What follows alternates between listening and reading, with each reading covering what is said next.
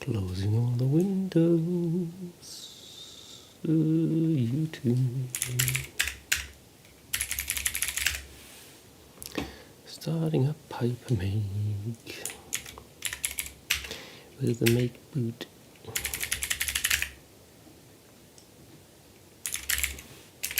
But actually stopping hypermake. What's all this? We don't need this. All this. We need this. We want this. Right. We had a bunch of fragments that were kind of off. And it's not good. And there are still a few fundamental issues, kind of, that we don't really deal with. So we're going to have to find out about that. A lot of these seem good now.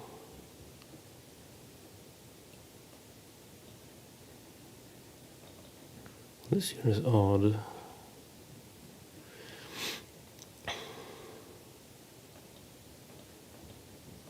Like it should produce UID and not like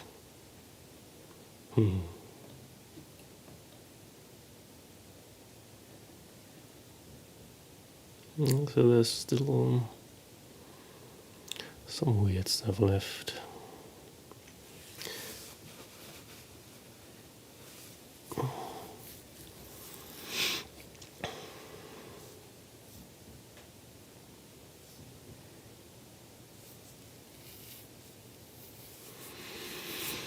Right, let's have some tea first.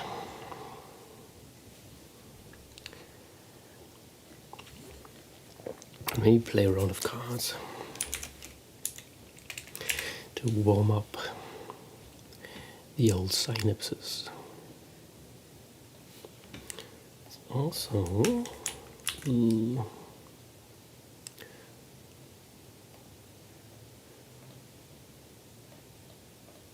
I'm getting these weird ripples that you don't want.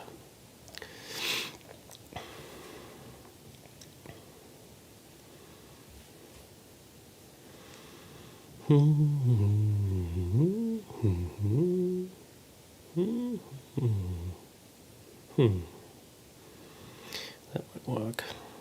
I might put them all on a 7. No. No. King? Huh.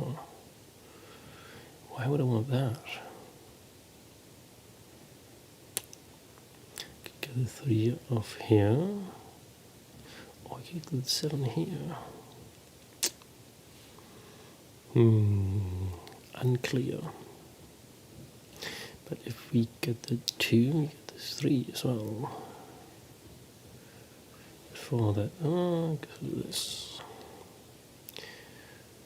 We're just warming up, probably going to die. I mean, everybody is probably going to die. High probability.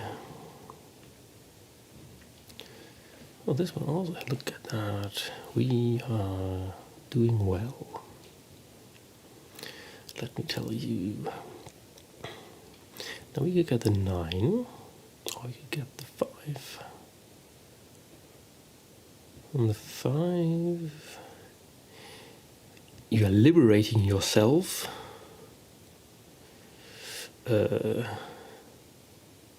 Are you sure that that's like...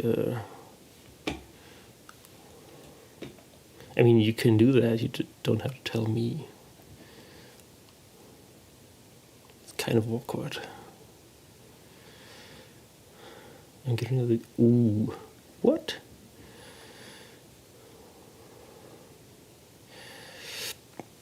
So it has come to my attention that you might be going insane.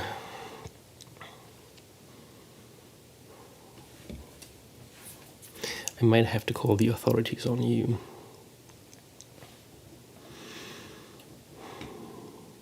It might have finally happened. You have finally lost it. You've lost it all. It's sad. Ah. Yeah, that's probably not a bad idea.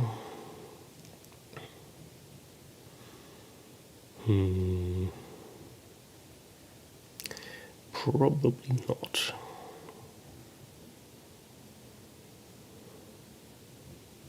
So what has convinced you to go the upper route? Is it just that garbage collection? I don't know. Is it constant foot gun?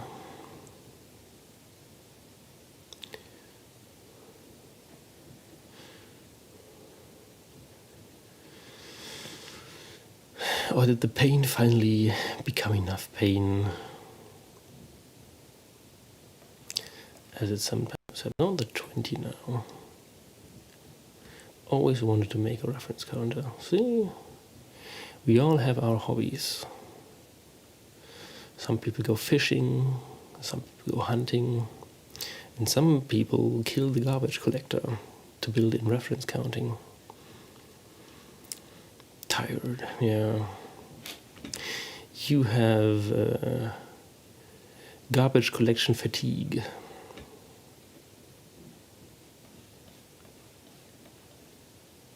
It's a thing.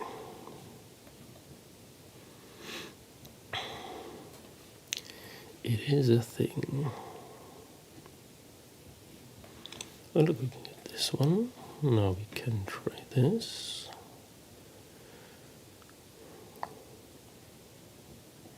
Ooh, a destructor. With all the programming terms, it really sounds ominous, doesn't it? A destructor. Do we want this here? I think we want this, right? Almost. So when an object...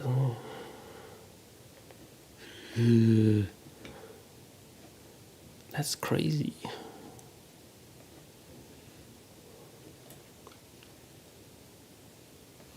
Eight, 5, 7, 6, 17. Get a free slot.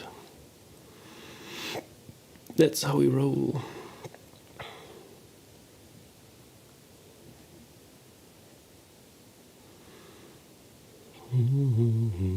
Could get this. No, this one works good. It works well. Could almost do this stack. Not quite.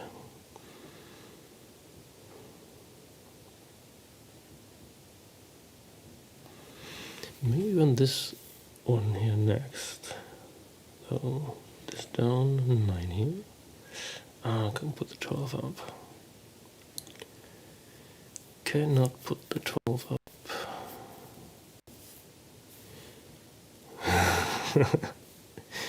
Nice. You're going old school.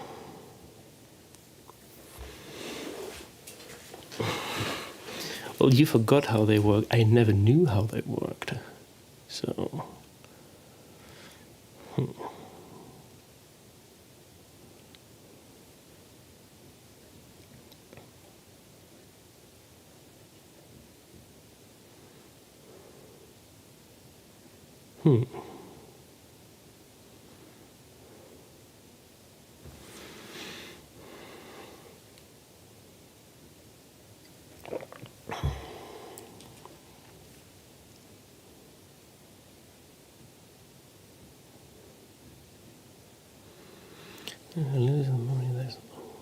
Huh.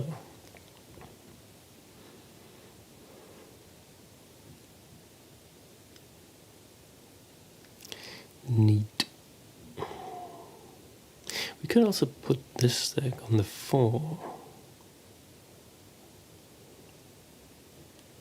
Then we'll have... then we can't flip that one.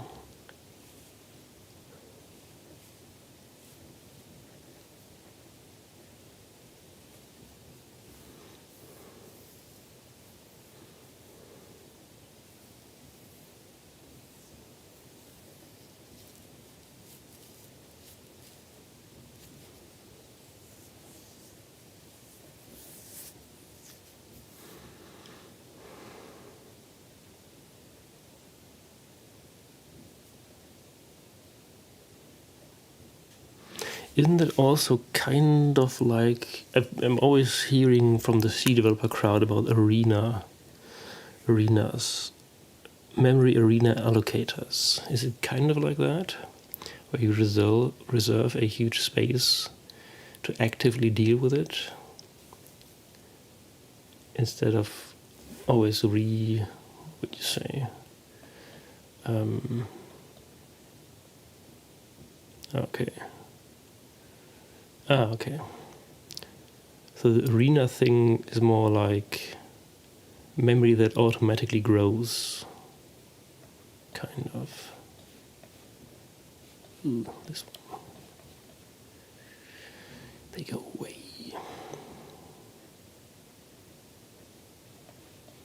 Can I also do this now?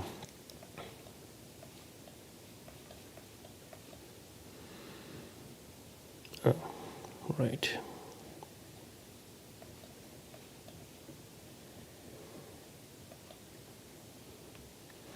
I'm currently allocating a lot of cards.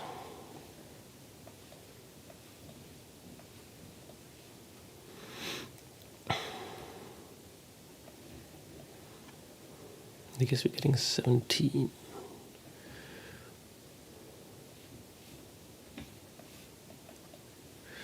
Might go for an arena with promised memory fragmentation. Yeah. I mean, there is always a danger that by replacing a system, you will come up with something that looks almost entirely like the system that you're trying to replace. But sometimes that's better.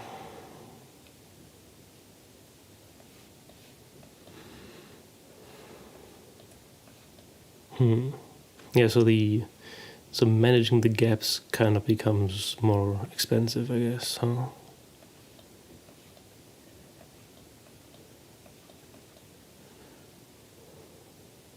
Yeah. So then how do you, well,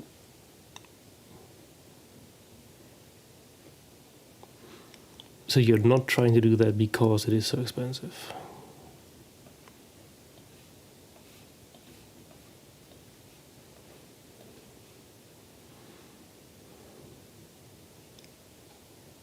Yeah. Okay, so and that can get expensive because it might be a lot of memory that you have to go through to find something like a free space.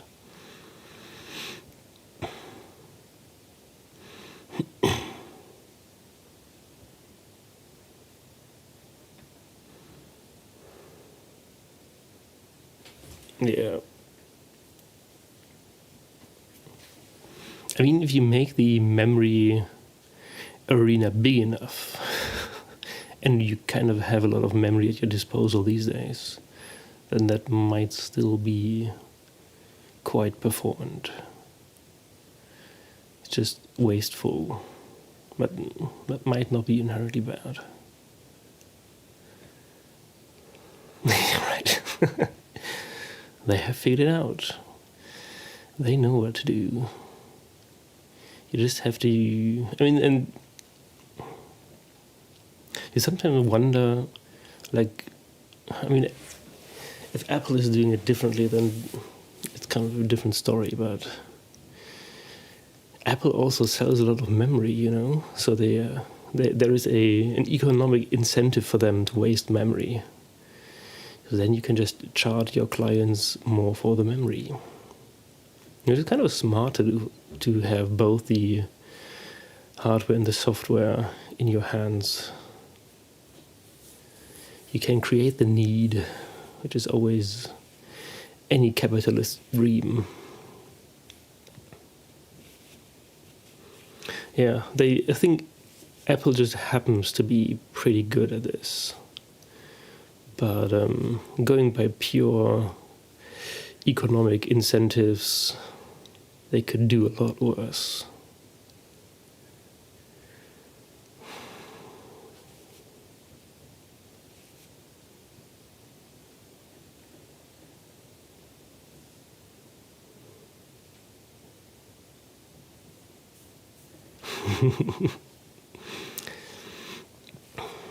In these days, 16 gigabyte really is not much, especially if you're trying to do development work. Yeah. And then the operating system already wastes like half of that. And then you open one browser and it's over.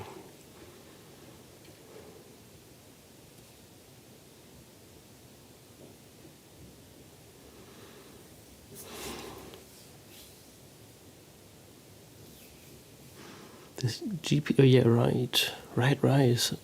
They have shared memory.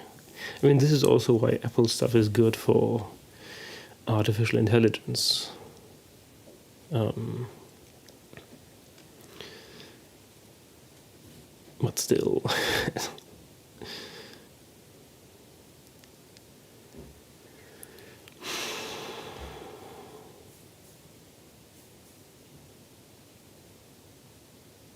How do I deal with this here? And I can wheel them around until I have 987, king and 6-7 in all these slots. That's kind of bad. M5 should have proper tensor cores. Huh.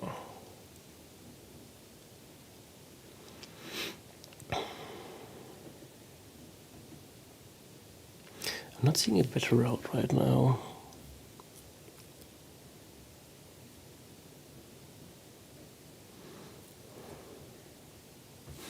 Okay, so we're going to do the YOLO now. This one up, this, and this, and this.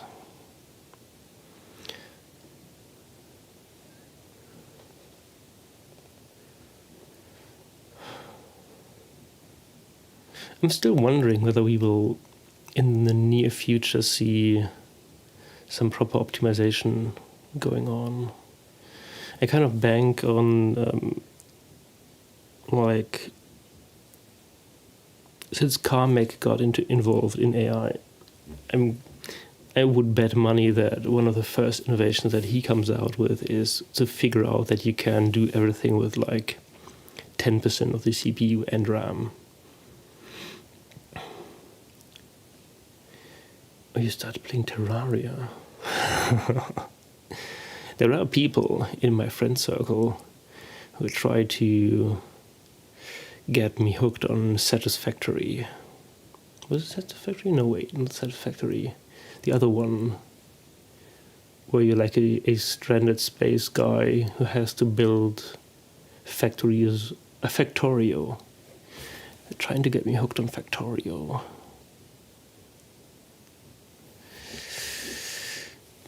They try to get me hooked on Factorio, and I say, no.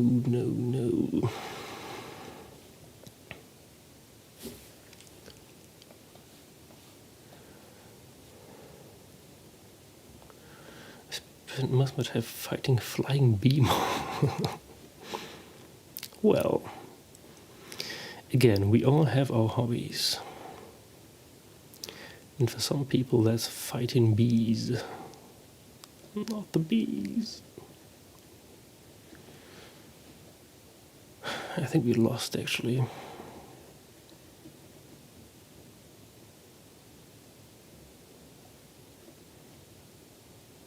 At least I'm not seeing anything. This 6 is useless. Although, we could... maybe I need to do that. Get the one... Oh god, that was the play here.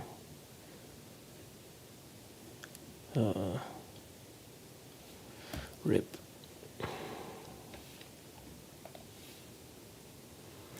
The bees.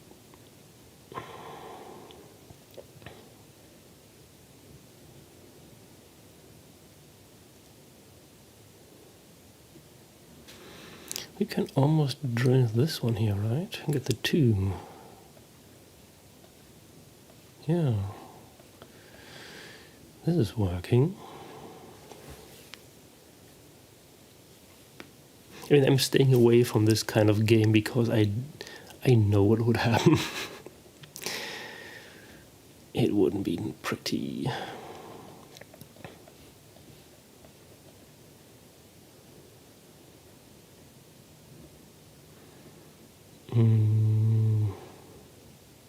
So I just do cards.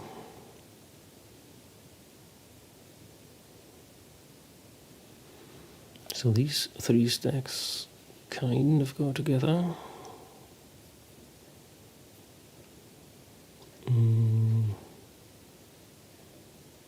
Yeah.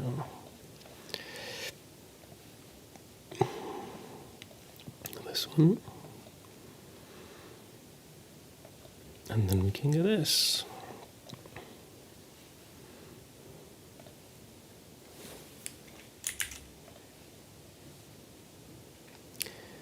A shimmer.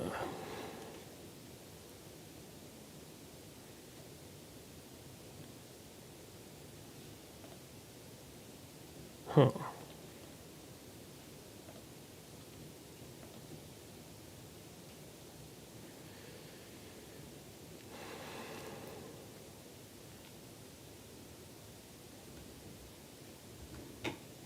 Jesus.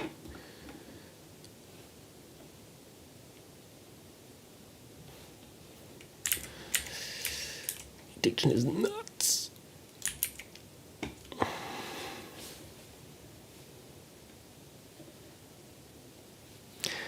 So I'm trying to not get addicted.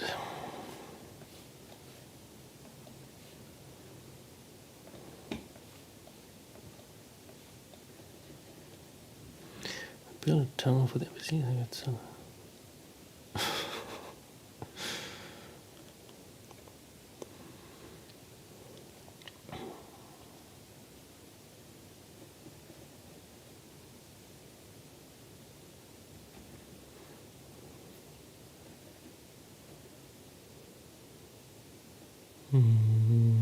Maybe I want to dig into this one next. 8. Oh, the 8 is a problem.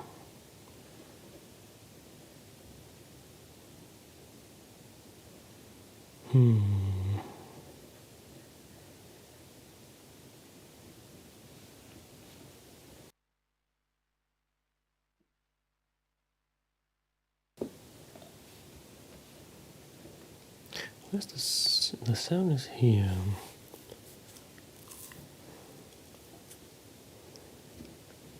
We could get to it.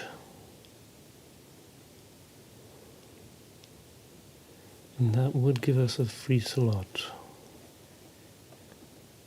No, wait. It wouldn't, right? We have to put this one here. King down, king up, 16. We would lose both slots.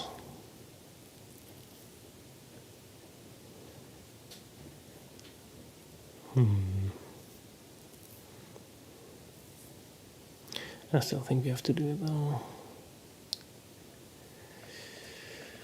This is another YOLO. We are YOLOing. Well, we can put this one here. We don't have the queen though.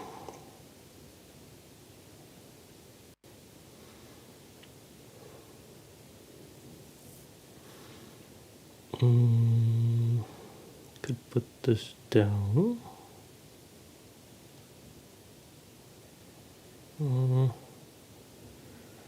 Not really. We can trade this one. Oh, but the 9 is buried.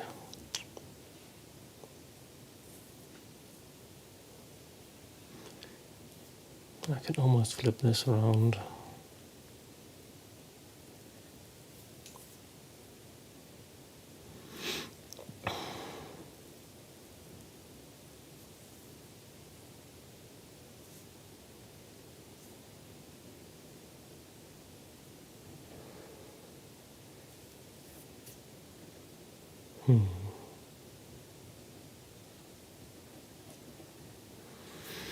It was looking so well.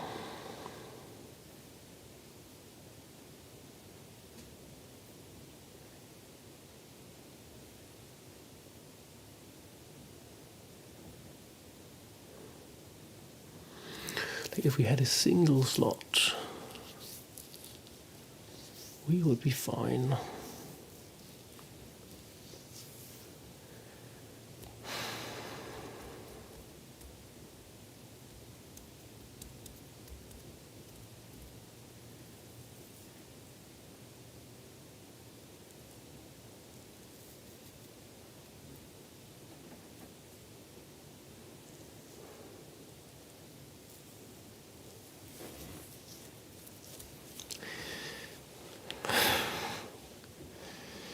Do it. Do it.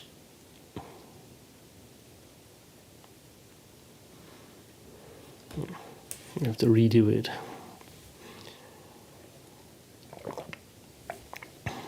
I'm not doing a good job at allocating these.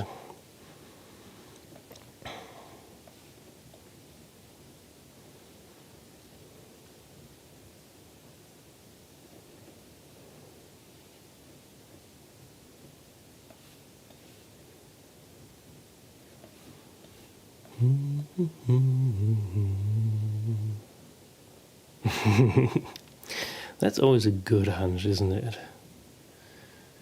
Just when the code gets simpler instead of more convoluted.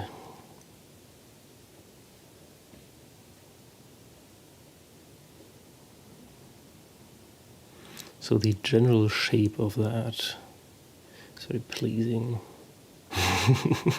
Yeah. So it might be simpler, but it might also perform worse. And part of the reason for that might be that CPUs are usually optimized for the general case. In your case, might not be the general case.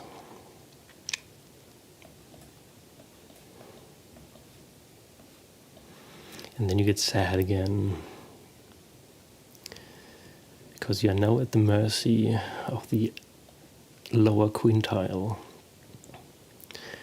All of society is optimized for the lowest common denominator. Nah, it'll be fine. You'll be fine.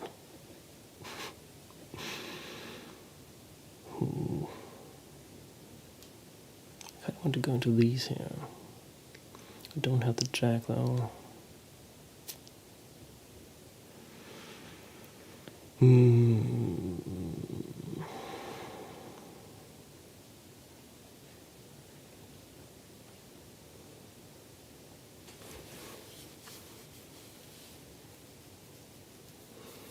That's another shape that things tend to coalesce to. It's also similar to what I found with my stuff. I used to have everything indexed by hash value. And then you just simply build an index and put everything in there. And it's fine. It's just fine.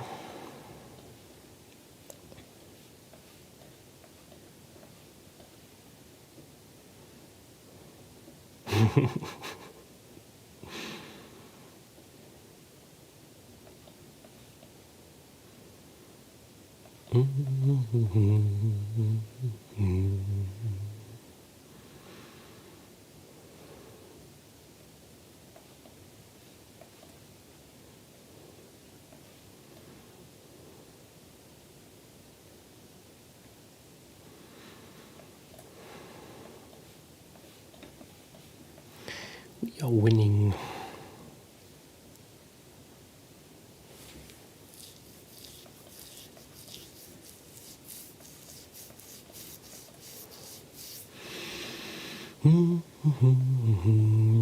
No, I think we can. Wait. We can land on 9. What was the 9 again? And good morning. See, we're not getting death.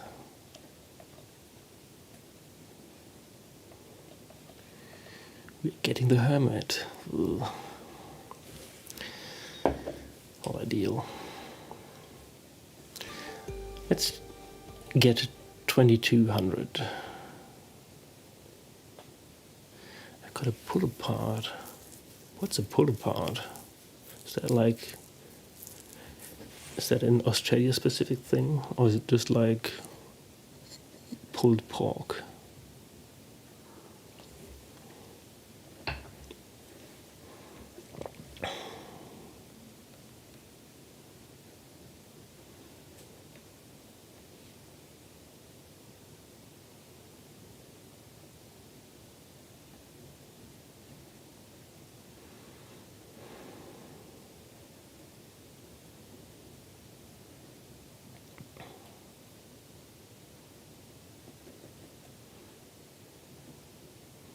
bread that has toppings on it. Okay. So it's reinvented pizza. Breadsticks.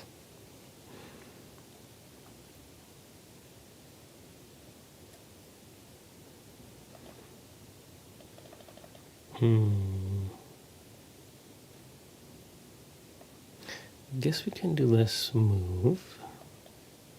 Get these two.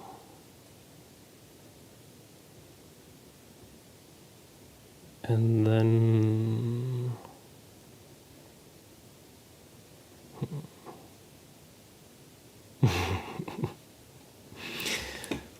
my body can't afford. Oh, yeah, like the grilled bread. I sometimes see people have these for barbecues, like as a side dish.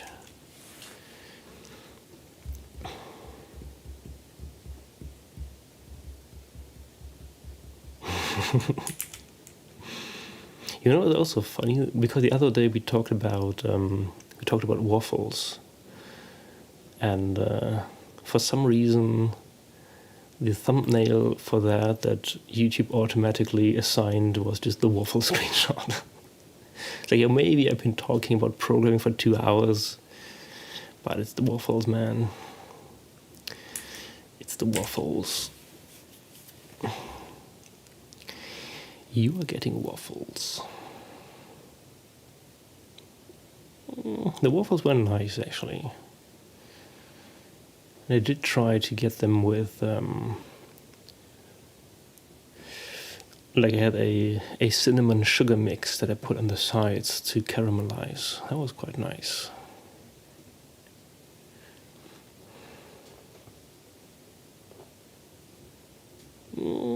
I've actually never eaten them with syrup.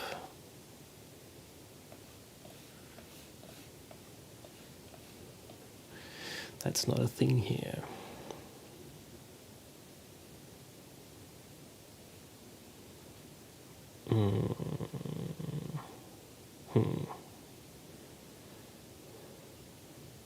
Yeah.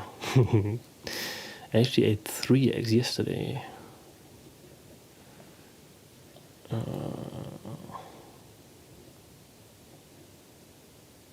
This almost works out. Look, I can do this. Oh, these go. Okay, it really works out. So I made 3 eggs, and we had some leftover sausage from the day before, which I fried up, and I ate that with some hot sauce. Pretty good.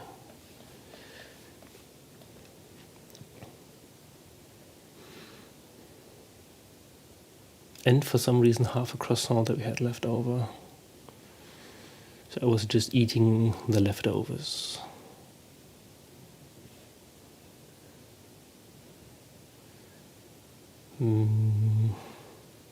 Could fill this in. Hey, we'll put this down. 2 goes up. 11 in here. Nah.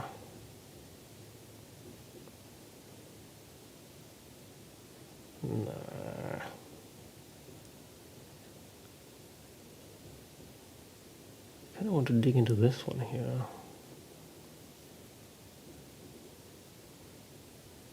I could almost do it.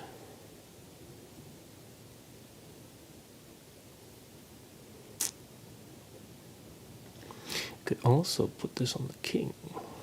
Yeah, I think I want that first. Because then we can do this one. And then we could get the king or the queen, and we want the queen.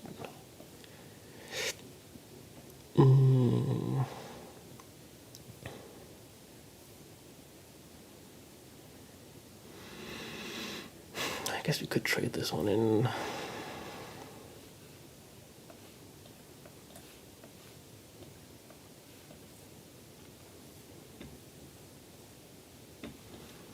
Then we might want to flip this.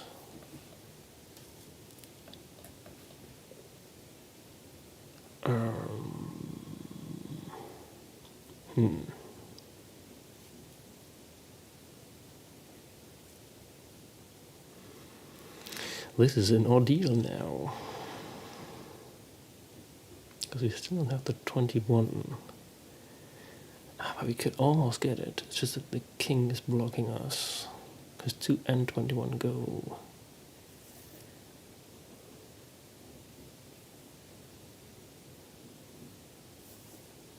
Well, we could also do this trade that we wanted to do. And flip it over here. Get this in here. And put this here, and then it just goes. Let me get this part dealt with. Get the 3. Then we get the 4, 5. We could get the sun. Right, 20 is the sun, I think.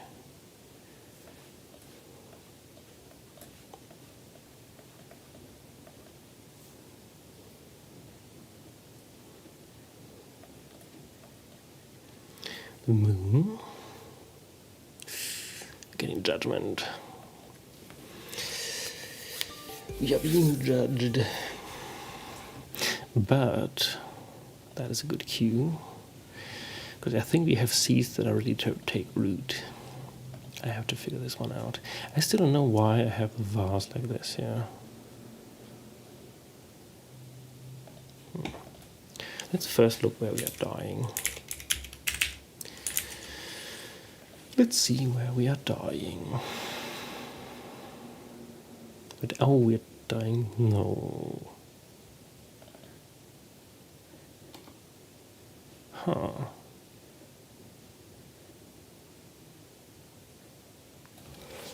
That's kind of interesting.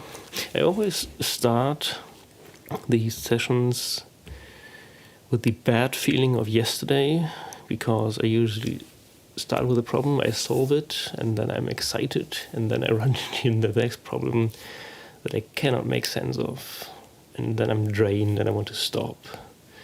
And then next morning, like Groundhog Day, it's the same thing all over again. Now the annoying problem that just popped up when I thought I was done is the new and interesting problem that I want to figure out. It's funny how that works. Why do you want that now? What wants this? It's a prerequisite for the dashboard.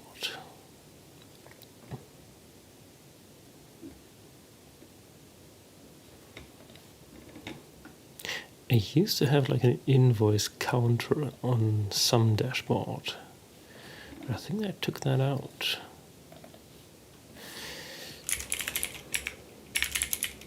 Yeah. So that's not it. But why are you a prerequisite here?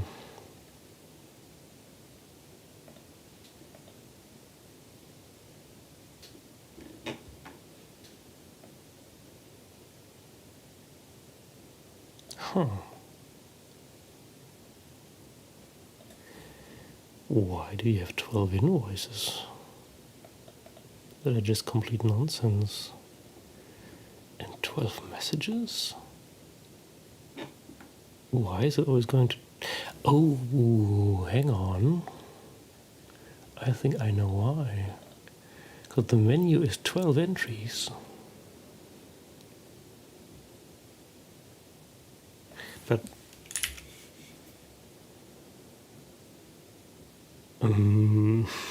that probably means that invoice, for some reason I'm building this scope.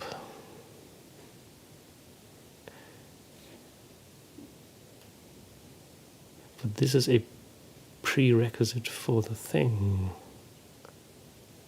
not this.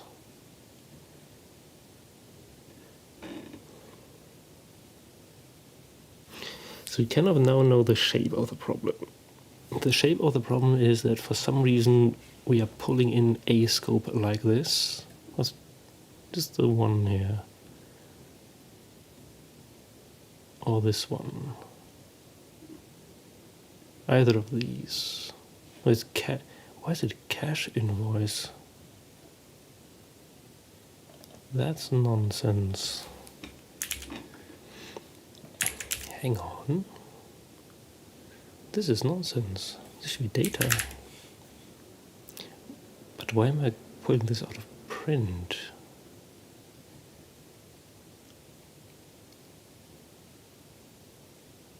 Huh. Do I have more like these?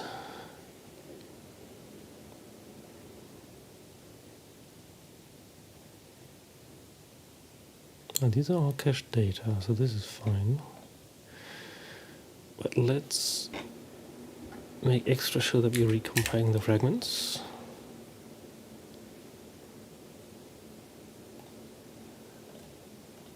We dealt with this, I think.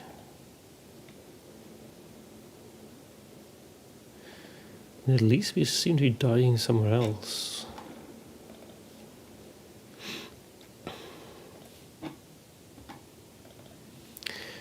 Three, 2, 3, 0.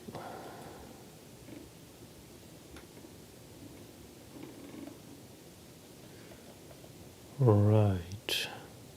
So you're probably getting a string in there. I never got this one anyhow.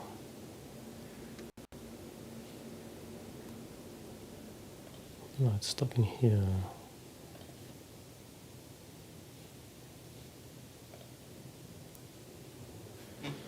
That's still the same bug. No. Value of type null is not callable? Huh. What are you trying to get? We seem to have a bunch of bugs.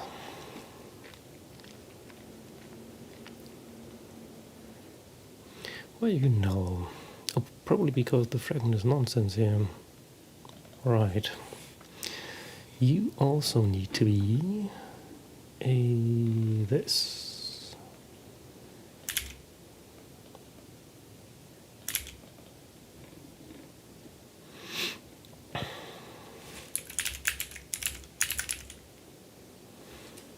And then the same thing here. And this should be fine.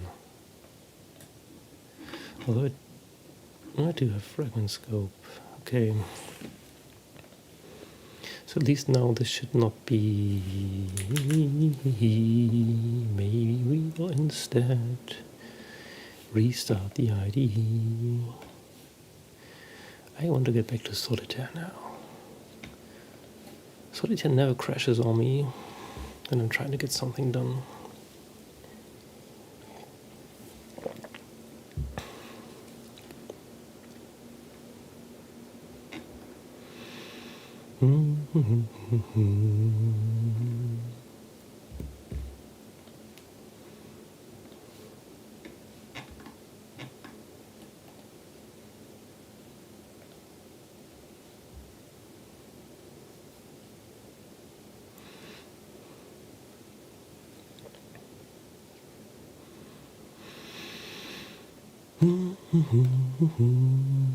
These are all old breakpoints. Do we get F is still no?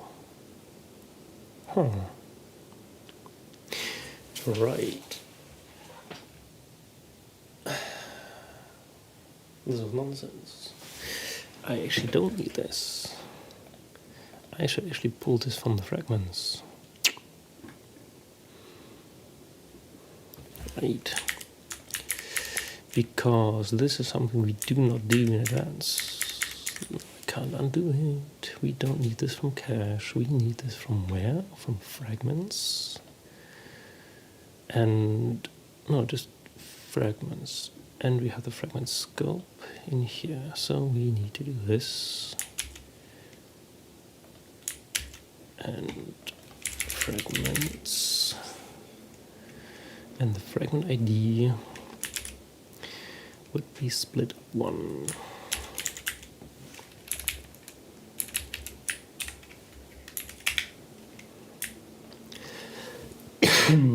But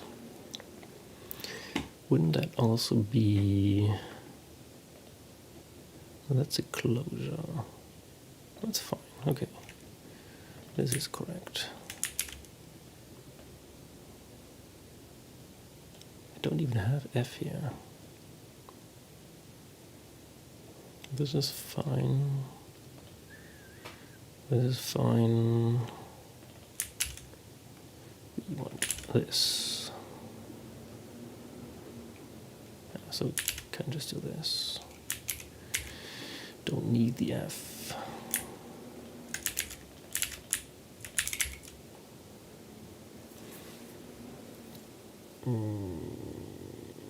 Right.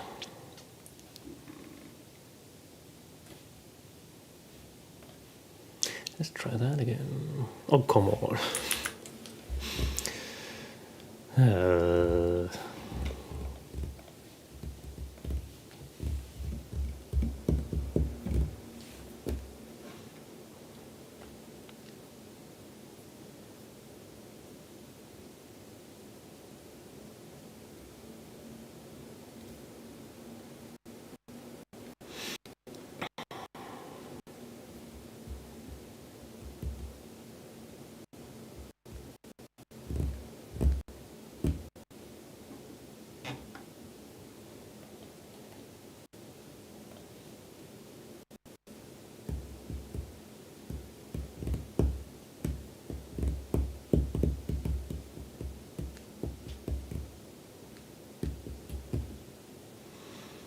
Don't care about this one. We have scope items. Right. So this is working, and then we die.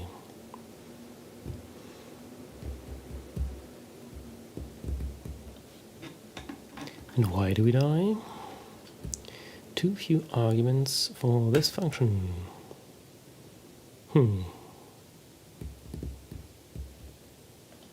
So we want to be here when the scope ID is 97.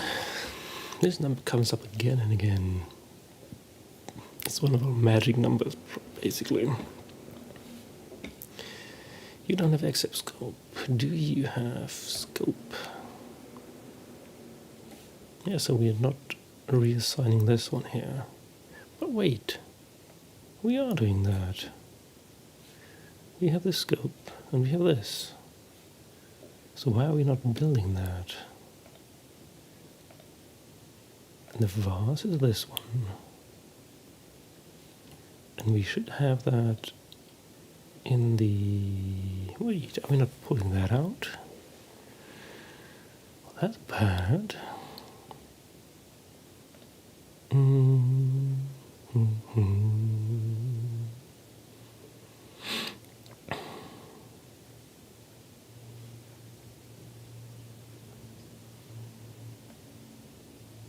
So we first have to take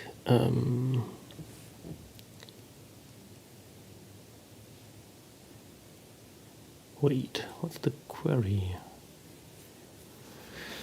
Why are we not pulling out the query? The fragment is this 0, 1, 2. Oh, this gets cast down. Okay. If split 2 contains a question mark, otherwise this is kind of fine. And here we want to do subsplit, exploit this, and then the scope ID would be the first part, and then we pass a string this one into query, and then we have to put the query in scope. But do we not have I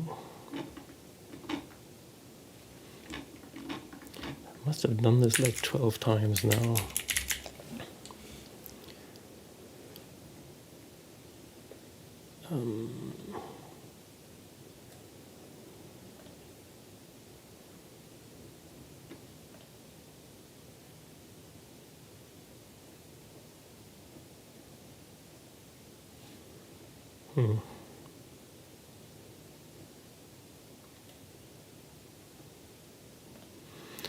What do we want to do here? We get index this is this, and we have this in scope, which means we want to put that in there.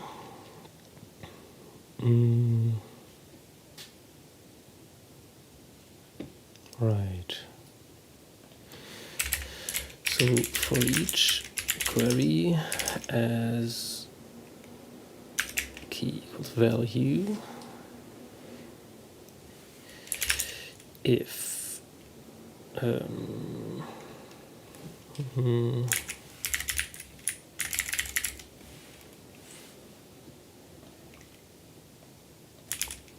we have something like this,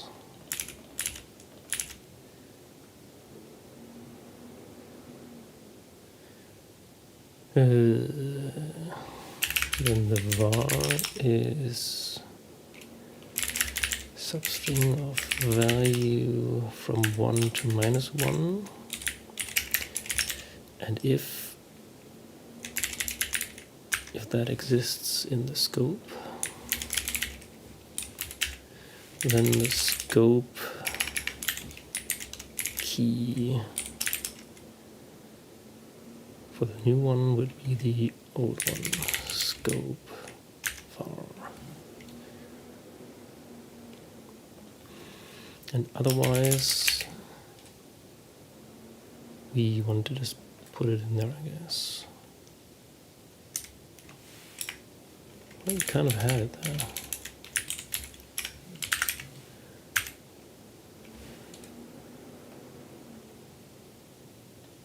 No, wait, this is the other case. This is down here.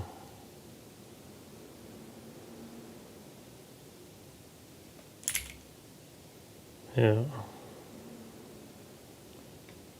This might be better.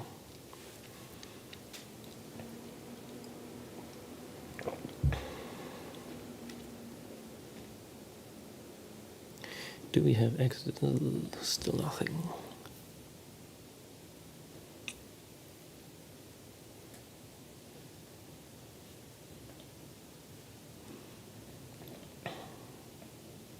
What we have this now? Fscope vars index to 886.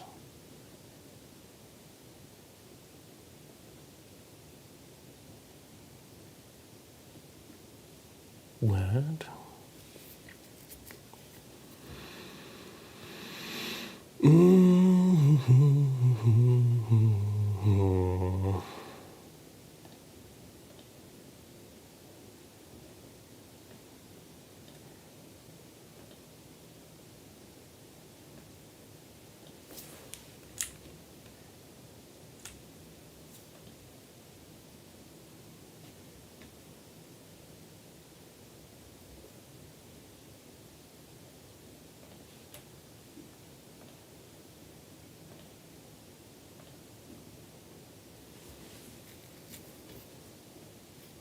Why am I not getting scope there?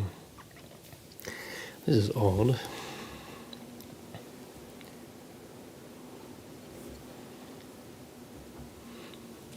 So we have fscope, and fscope has vars to 886, and in the scope we have 2886.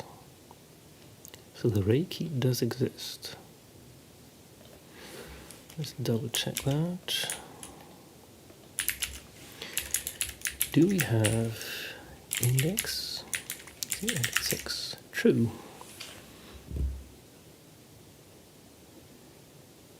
Wait, this is not. This is what we want. And now we'll probably break somewhere else because we fixed this. It might also be the first one we actually have scope though. Now we have exec scope, right? Now we can go into the fragment, get all this junk out, and we have the item in scope. This is the item. this will be some if case where you split 1 is 836, 836. If yeah, this is fine, and if this is true, then we go in here. But this one is not true, so that's fine.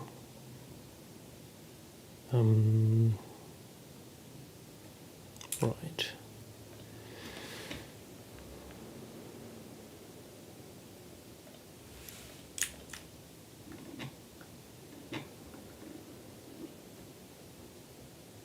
Oh, this is bad. This is not a sublist. We are concatenating HTML here.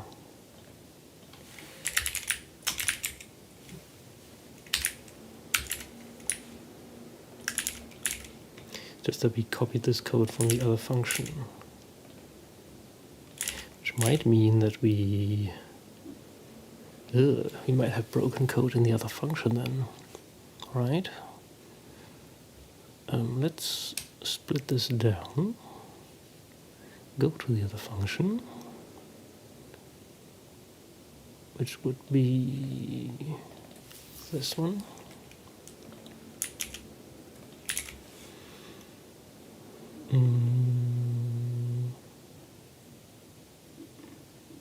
Yeah, so this part here is probably broken.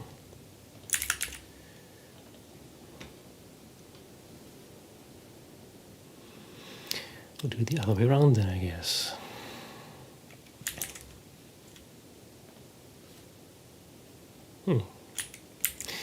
I don't know why people follow me. I often think that this might be the most boring stream that there is.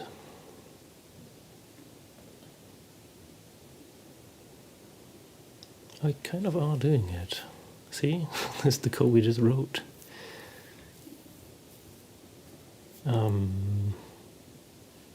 A little more convoluted though.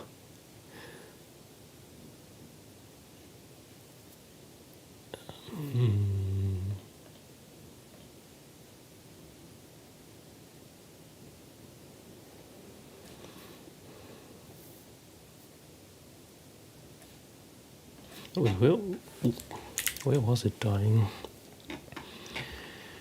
Where was it dying?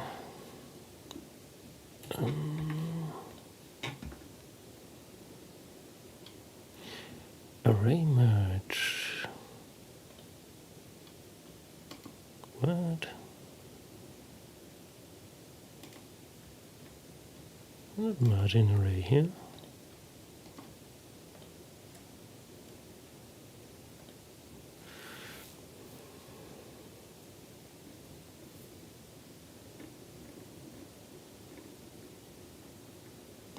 Or am I?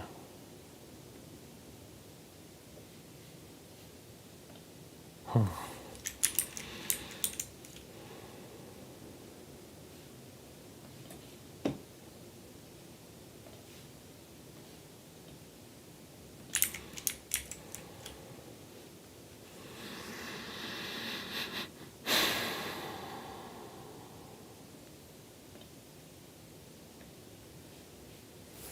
I think this is an old bug. I think it's dying somewhere else.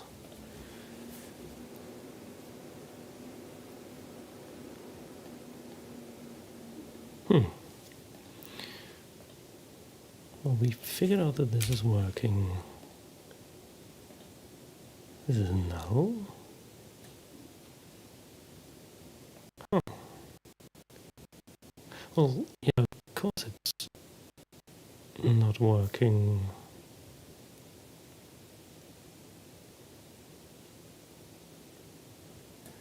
Did we build...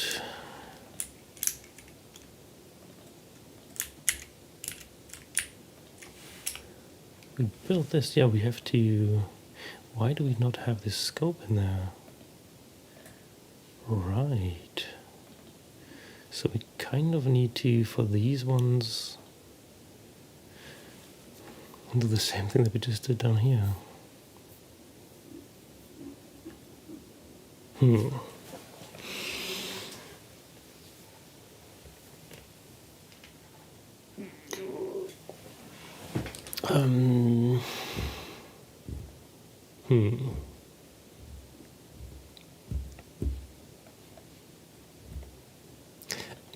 I kind of want to split these two here.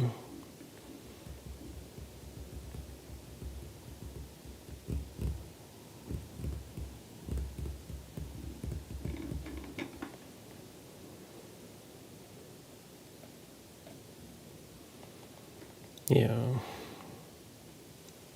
probably should do that.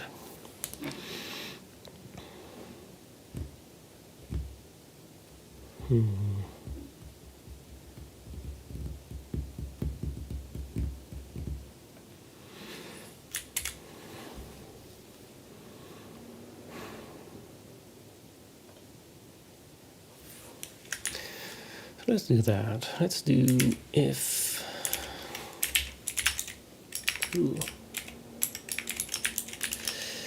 type is smaller than 5.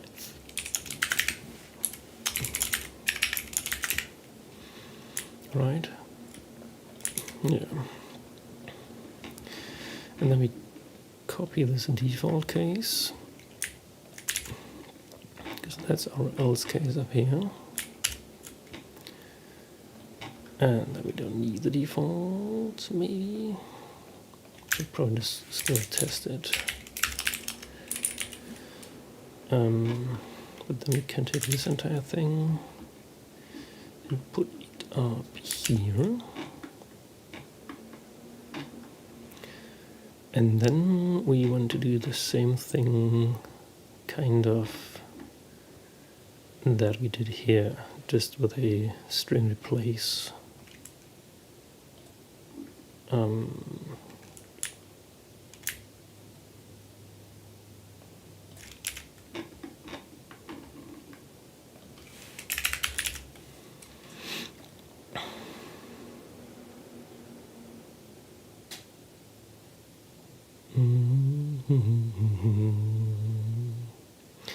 If we have a key value, if we have a var, and if that exists in scope, we want to change the fragment. We want to replace the value with scope var in fragment, yeah.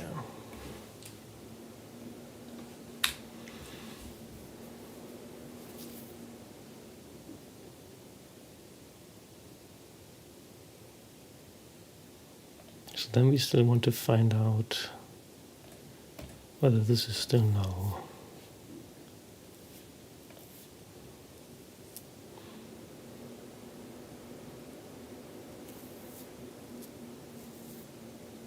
No. We do die somewhere else though. Template 77.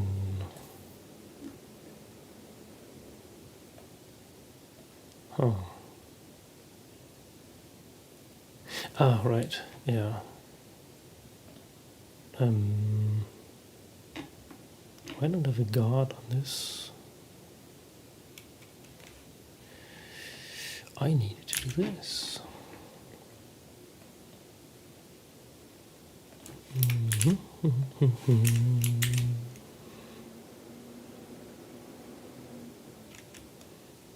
And this too.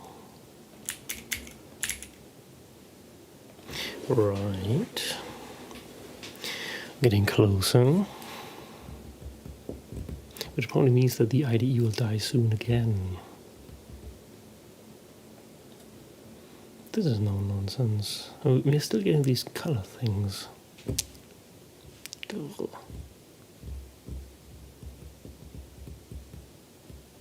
Wait. We are not dealing with the scope here, are we? Yeah, we're not getting color out. Kind of.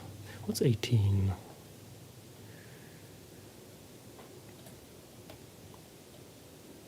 It is returning the color.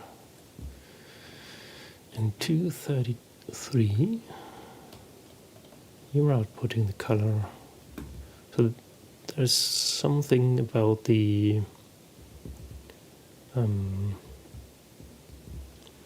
scope resolution is missing. Wait, what?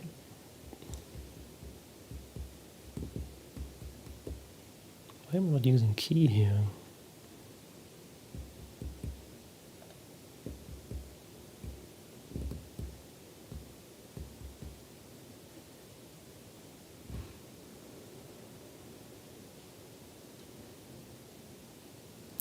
Shouldn't we also replace other variables that are in scope? Because we might have color here. And then we could just put it in there. But then we would still need to figure out the scope, right? We're not dealing with scope at all here. And that's bad.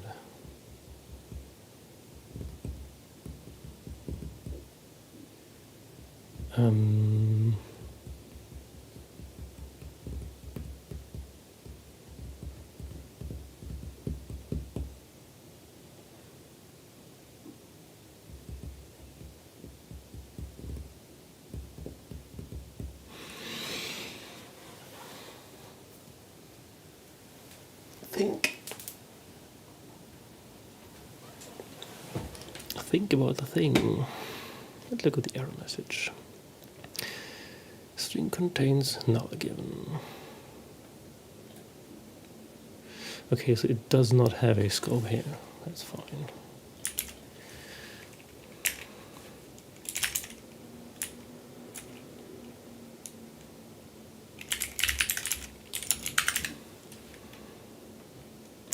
But wouldn't we then have to unpack the scope here?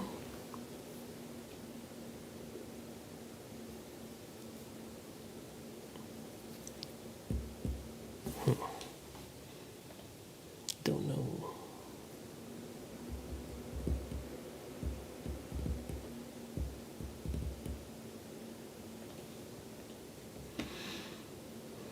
Int given.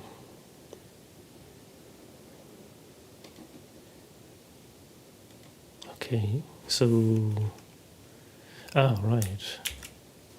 Well, we can just cast that as a string. That's fine. It's fine.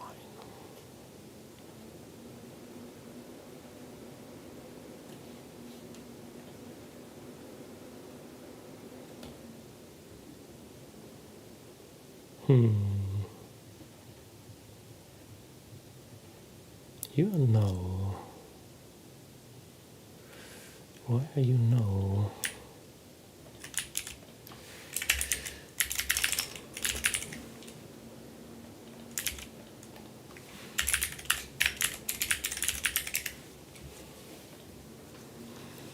You probably still have some unresolved variables in there.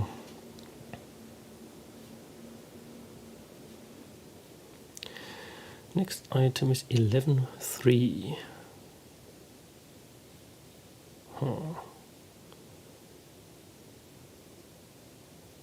Wait, 11 is a slot.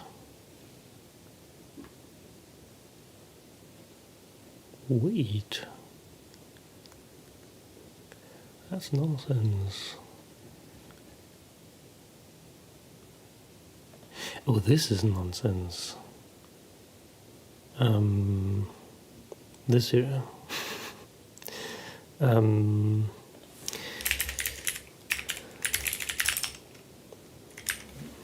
We want this, and we want the int 0. We only want this if it is an attribute. So then that should work. Because we've changed, we don't have full cache template blah blah blah URLs in there anymore. I'm building some templates now. This is... Oh, Yeah.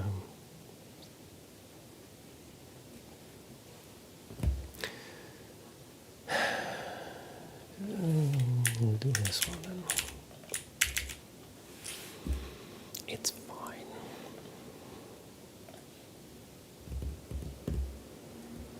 The good thing when it ends up dying here is then we don't get the IDE crashing or restarting it. It's still null given here. Huh.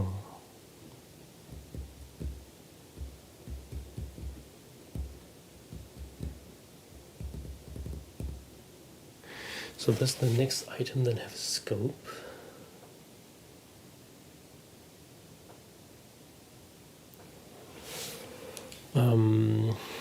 Let's build a test case. If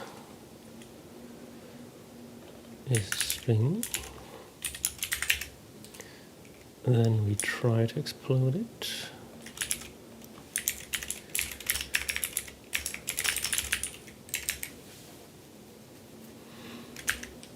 And then if you are this,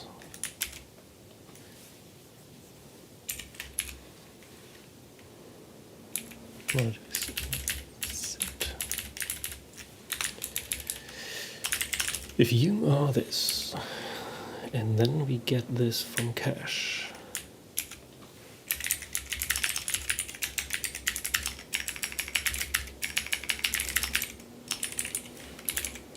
And test is null here. What do we have?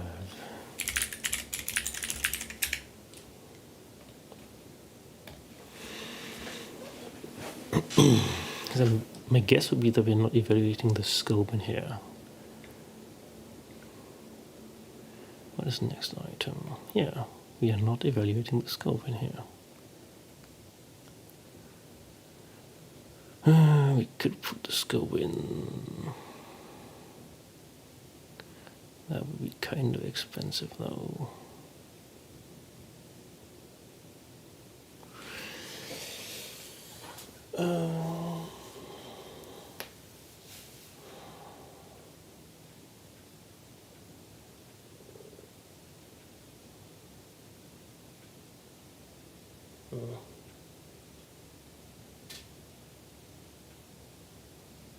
I mean, the class logic is kind of expensive to begin with. It's a shame, really. I do need it granular for when we update classes in the browser later on. Just annoying. So we kind of need this here. So if we're just moving this up here, if we're in a class and we want this, and this is an attribute value, then we need to do something like what we did up here, but with the scope. And not like up here. Wait, we need.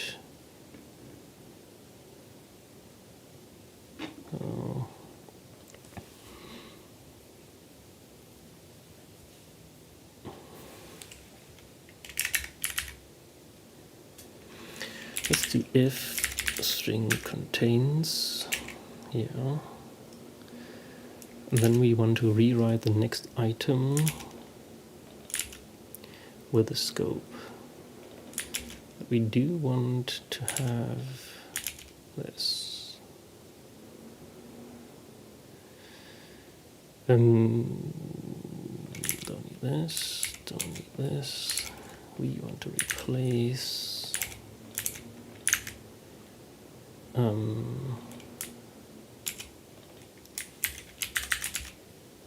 key the value in next item. Right, and then we want to get it from cache.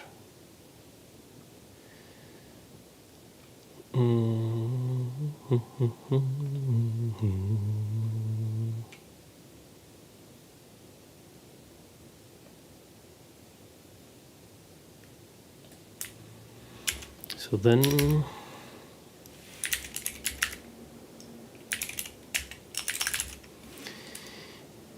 you are,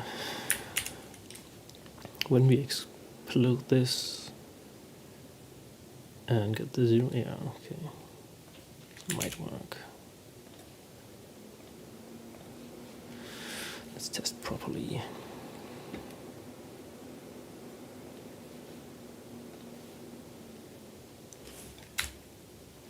Next item.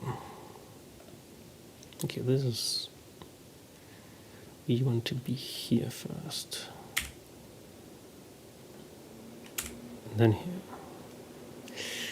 Scope is scope.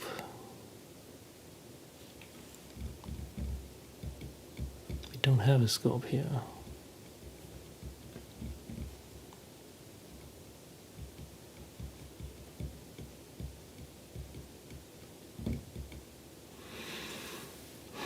Have we built?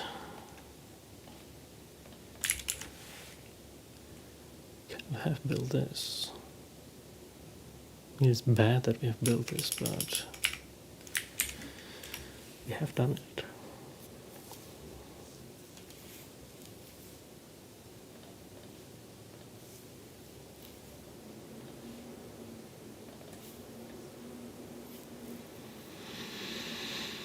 You don't get a slug?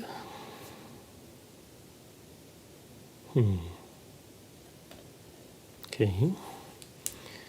Why don't we have a slug here? He is 43. And we're going to go there and see what's happening.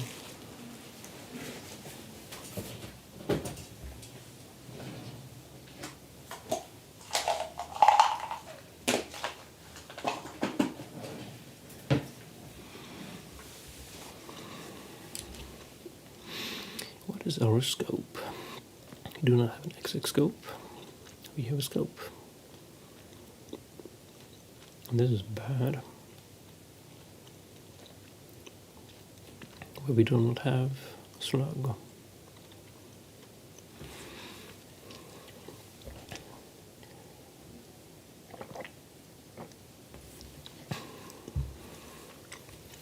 But you can see that we are building content here. So we're doing something right. Do we get output? Ooh. We are starting to get output. Wait, we have slug in here. It's literally in there.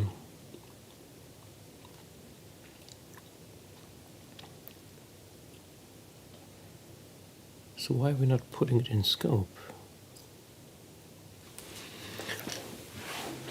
Hang on. This should be simple. And it's an F scope, right? Yeah. So why are we not putting this in there? Oh, this one is wrong. Yeah, and this is also why this is wrong. It was using the last one from here. So this should work now.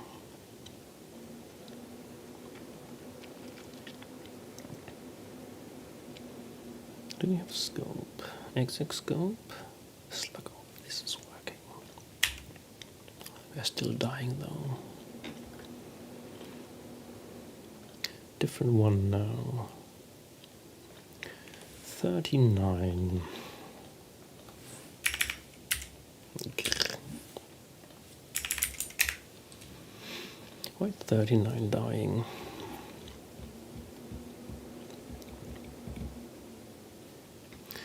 You don't have XX scope, but you are expecting to get UID. What do you have in scope?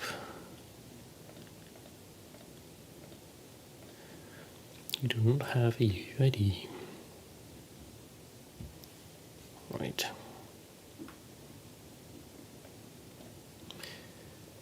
And what would 643 do?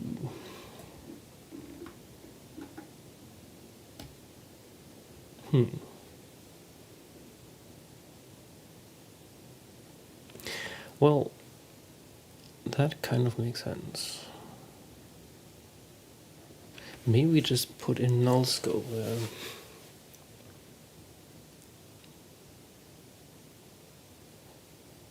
Because we kind of solved every other case.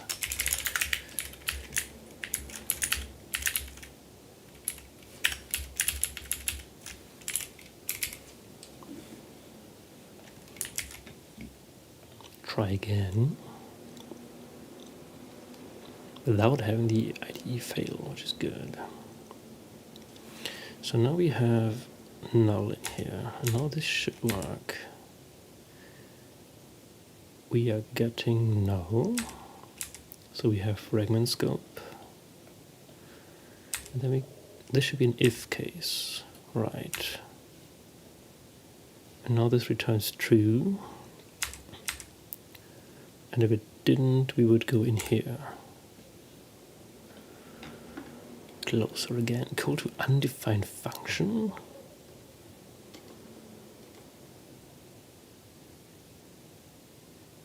Okay. What am I trying to do here? If it's not set right.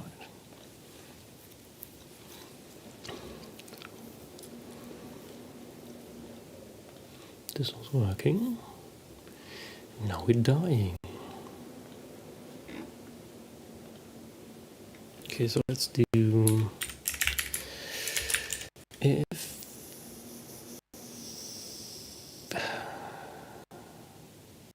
wait.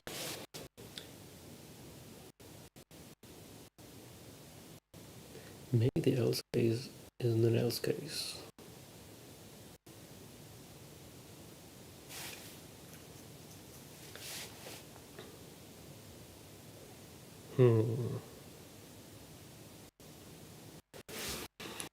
Let's see.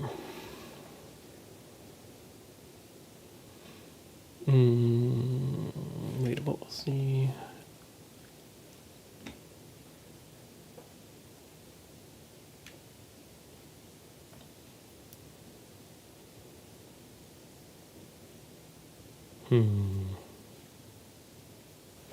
The else kind of refers to the last if, and we're just inverting it.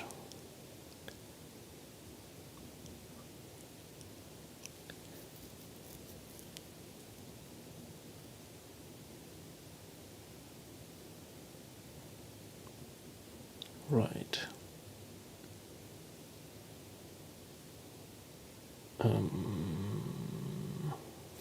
Let's do...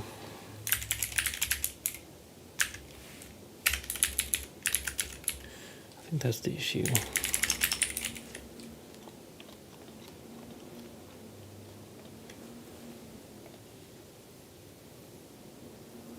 Because you probably don't have it. Split 1.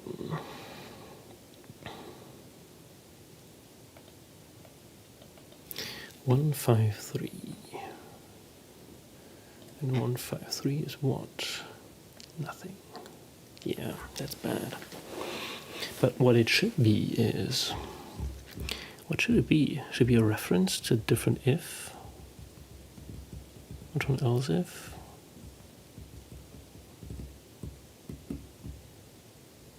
I guess so.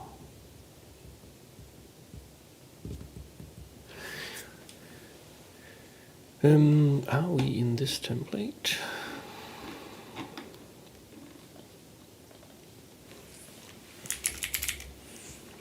No, we are probably in secure page then. No. So where are we?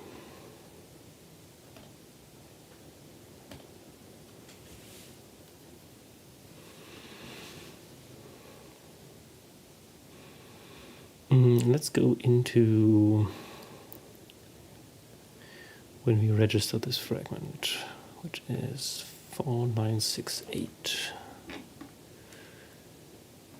And 4968 is, well,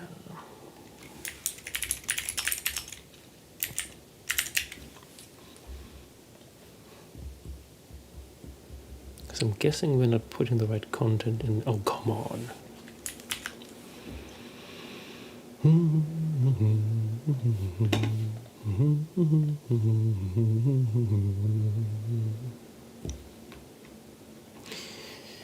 If this goes on for any longer, I will do whatever snow does in summer.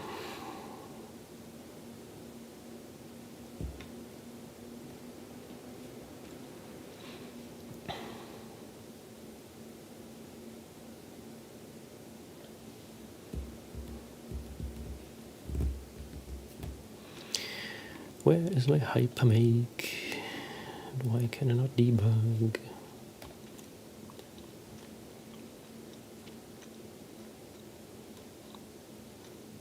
Ah, we lost the breakpoint though. We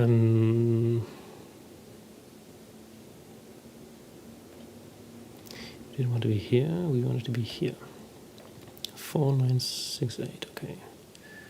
So with that, we can go here, we can do this again. 968. Stop. Rerun. This time without crashing. So we have a new fragment now. And it's an else case. And what's the content of this? Yeah, this is 153, and 153 is nothing. Why is that nothing?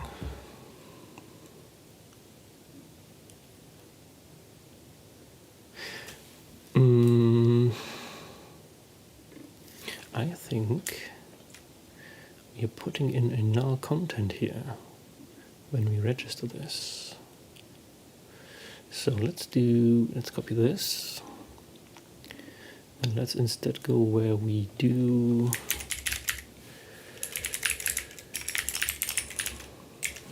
register this, because we should be putting in the content of the last if here in this. Yeah, we have nothing. But we want to have something in there.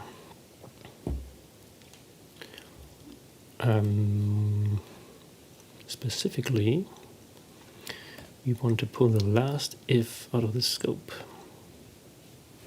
So this would be scope if. That should be correct. Then we'll kill the fragments. Let's write a comment here.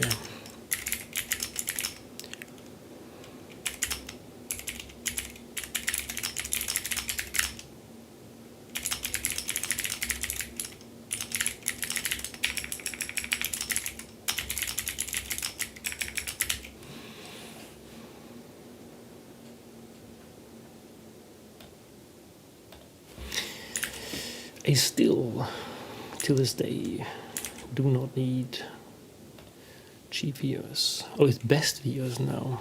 It used to be cheap viewers. They wisened up. They figured out that nobody's interested in cheap viewers.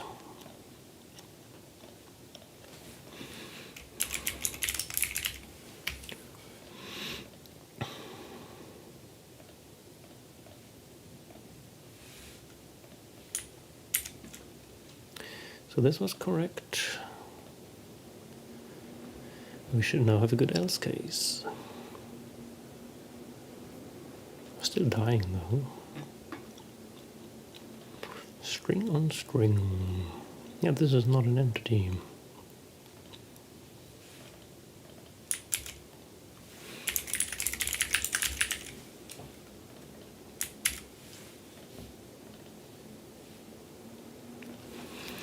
Why are we not getting an entity? That must be the unresolved scope problem that you had. And Twitch has already actioned on my report. And now it just works. What does the dashboard look like now?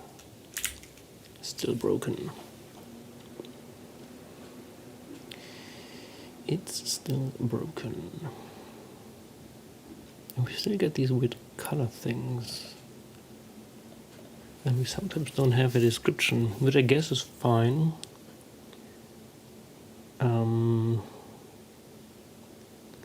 It'd just be empty then, because now we have null values.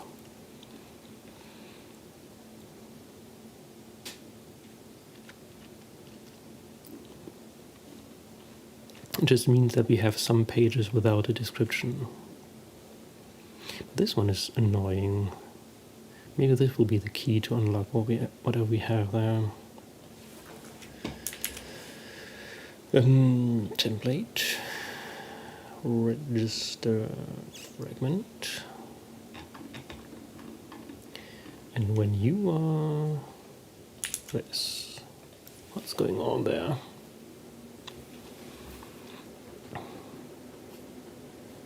I'm kind of interested in components though.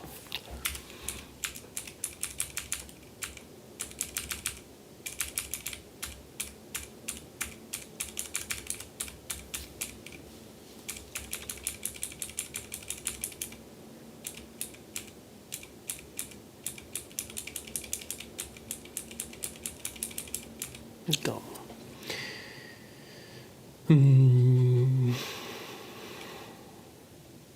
How can we get to that?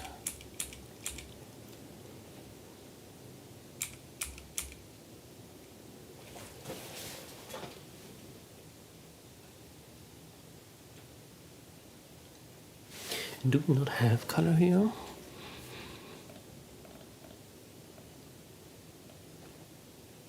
Colors, no.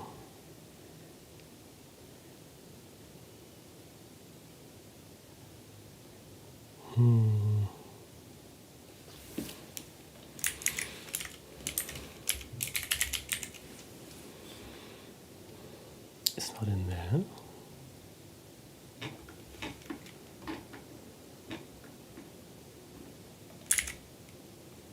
And not in here. Wait, what's the 8B7? You're just printing that out.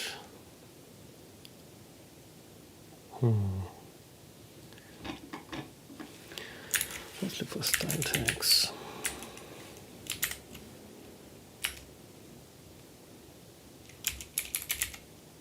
Oh yeah, double quotes, right.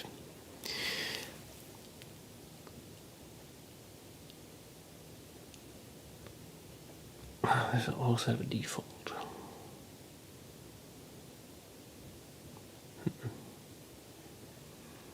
So we're not really dealing with that.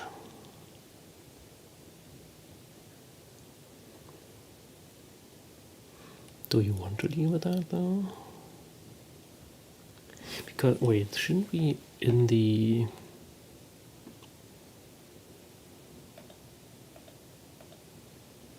Where's the context scope? Shouldn't we have attributes for that?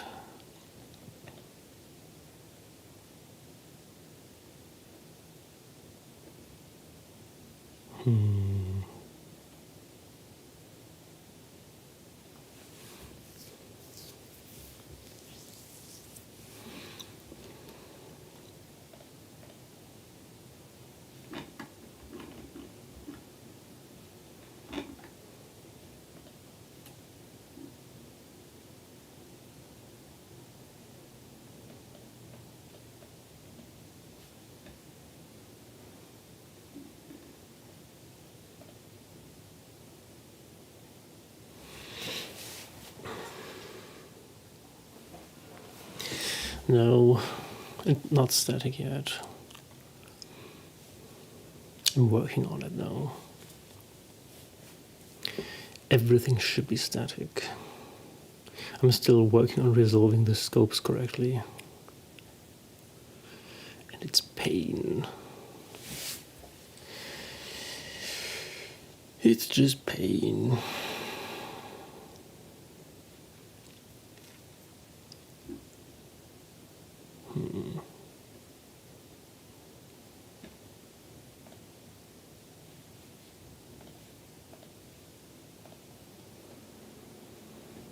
I mean, the compiling runs through, but the result looks like this. At least it's something. You get all these nice UIDs, and I do get links and stuff. So there is some content down here, just kind of broken. This is what I usually do. I make it work and then I break it again.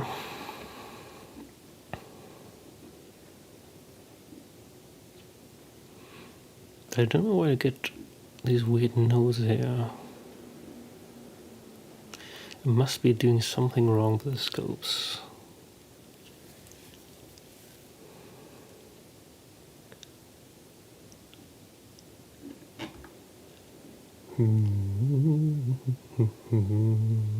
Where can we figure that out?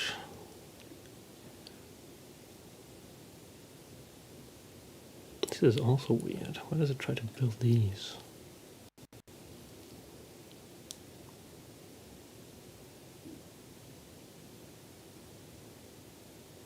And why does it pretend it can't make a recipe for this one here?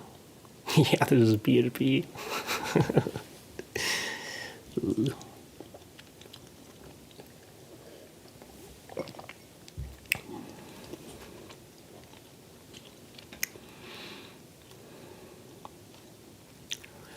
Yeah,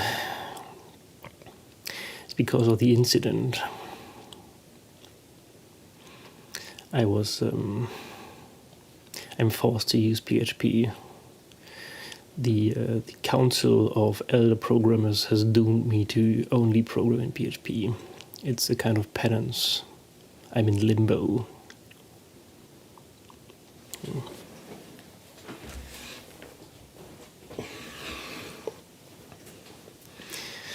Well, the reason is that I'm a monkey and I'm not smart enough for proper programming languages.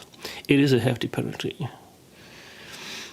You don't want to know what kind of sins I've committed to get into this position, but it was bad.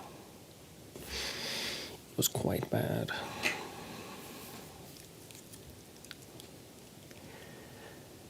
But the thing that I'm building is kind of a reference implementation that I will probably then re-implement in a proper programming language, like, I don't know, Go or something. Something that people will not shout at me for forever about. Or maybe I'll do it in JavaScript to really piss everybody off. It's still an option. And specifically JavaScript and not TypeScript. So people can get annoyed about not using types. People love that. If you want attention, you have to build it in a bad language.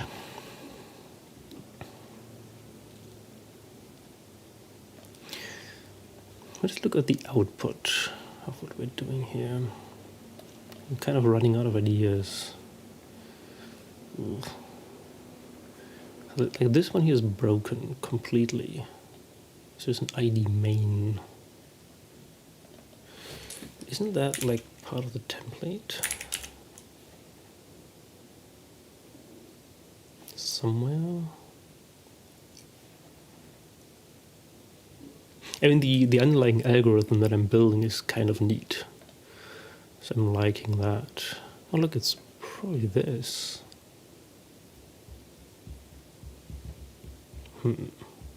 This one is working correctly. Because I'm kind of trying to kill front-end web development with this. I think it's all extremely over-engineered. And I think a single web page, kind of. So it's a little more complicated than that. So the underlying thing that I'm building is a templating system that takes templates like this one, which is the dashboard that is broken currently. And everything you see here is just plain HTML with a bunch of expressions in there. And what my templating does is it splits everything up into single fragments, and then the templating is concatenating the fragments. So this, for example, would be just putting this out. This would be taking the title from the item. So there is in here a fragment that resolves the entire scope of the item to something in navigation main. So you can, if you want to, you could parallelize the rendering, because you do the fragments first and then you just concatenate them. And the reason why I'm doing that is because then I can make incremental updates to this and send them to the browser. So for instance, if I had like, I don't know, item.class here, then depending on the item, the class might change. And if the data changes, so there's, if we pretended that this was like something in a file and you change the value, then the browser gets an update that tells it the class has changed for this single fragment here. And that's pretty fast. And this is all nested in a make-like structure. If you ever used GNU Make, there is a recipe for everything in here. So if I'm building, for instance, public secure message list, there is a recipe in base public path. And this looks kind of like a make file, with the exception that it also has like these variable slots that you can put stuff in. So if you, for instance, wanted to include an image somewhere, you could use a recipe like image utils. If you have a JPEG and you want to resize it, you could just link to the path of the JPEG and then append this, and this would literally run a command line task for that. So it's kind of like Make, but in an event loop that always resolves these things. It's like, well, you can kind of do everything with Make, and I have a base layer that still is Make. So running the server, for instance, is just Make files. But the core of Make is that you have targets. So I might have a target in here somewhere. Oh, it's not very pretty code though. Let's say it's kind of like a build file. So for the whole server system, I have a make file that tells me, for instance, I want to build a caddy file, and then I can run this and create the caddy file for the server for this. But there are two constraints with GNU Make, and one is that you only ever get a single variable.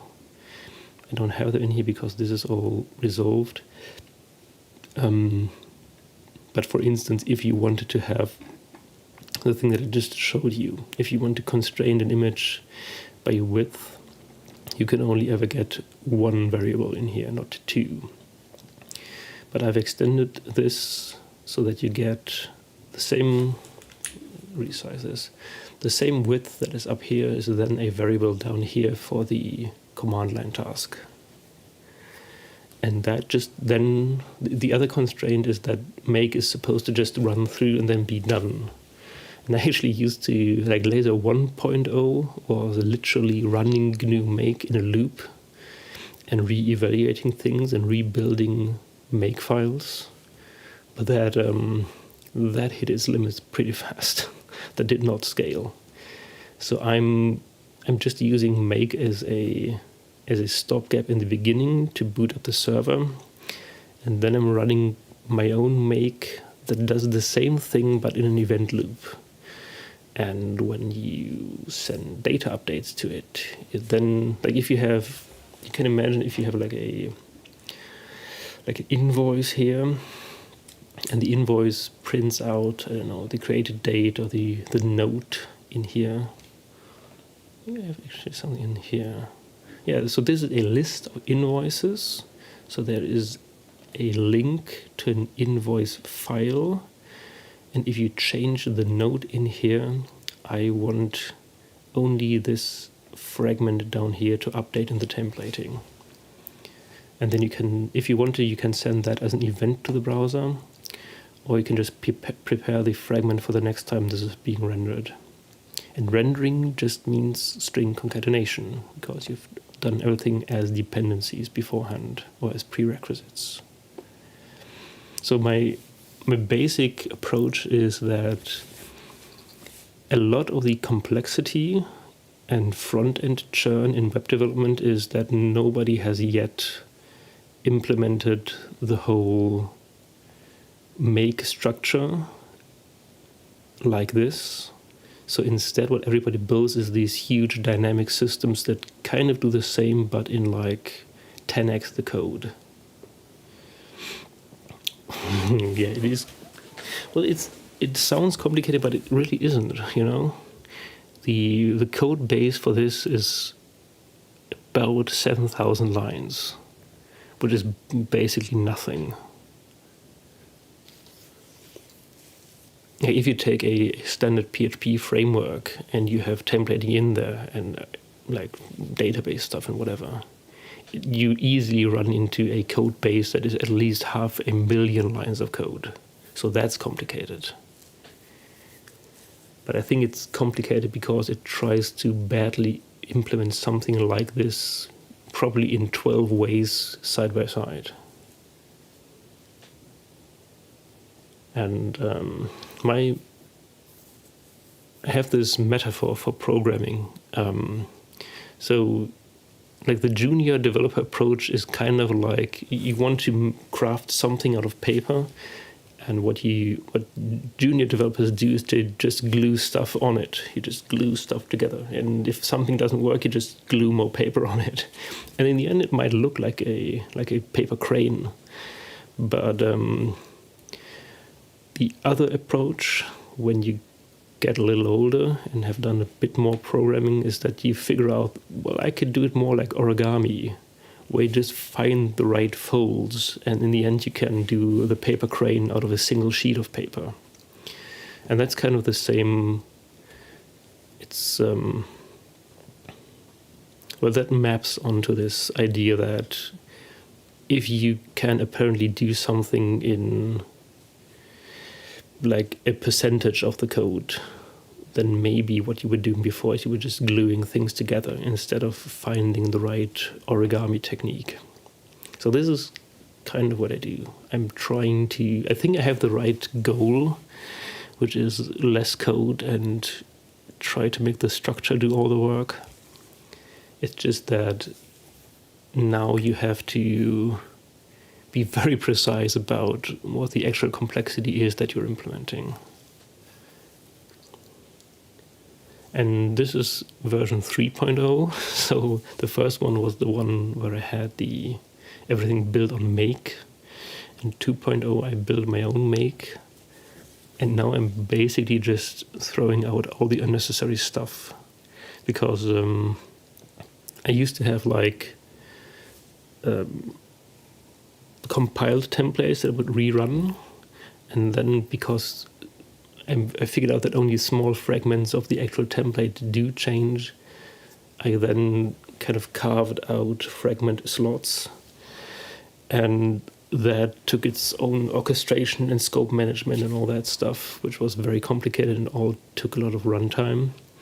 And then at some point I just figured out, well, maybe just everything is a fragment, and you just let the structure of the dependency chain do all the heavy lifting, which leaves you with one problem, which is you now have to conclusively resolve the scope all the way down to the fragment level. So you have to figure out that invoice here is invoice with this UUID, and the UUID comes from the list of UUIDs in these invoices, and invoices is a list that is generated somewhere else. And I've got it to work to about 80% or 90%. Now I'm just dealing with the more esoteric edge cases.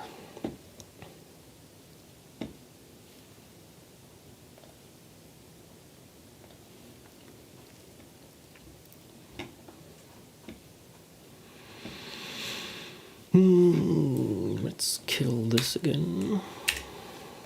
Because I think I already had a problem when I was rerunning it for the first time. It went into some weird loop. Yeah, like this here. Why does it not have an index here?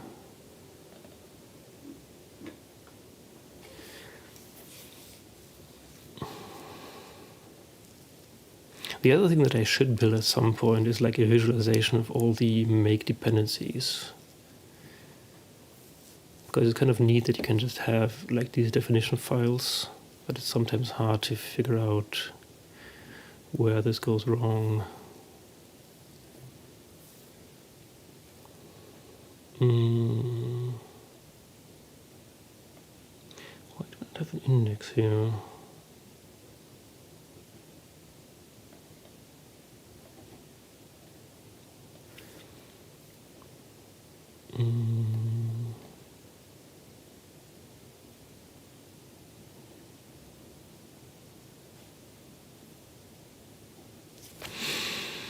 Right. Well, stop by anytime you want to see me despair. And take care. See ya. So maybe I need to figure out where I'm putting this dependency in.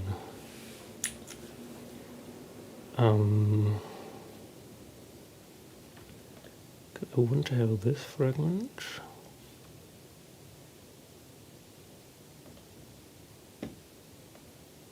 Let's see. Here's fragment.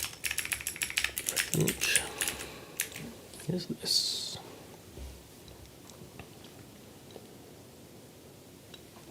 And do I have a scope? I have a scope and an index. Okay. So that should then be resolved.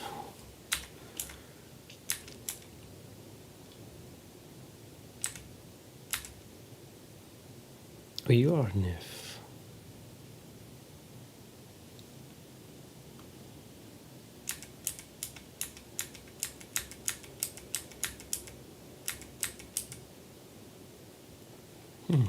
So it works here. So I guess, wait, maybe this.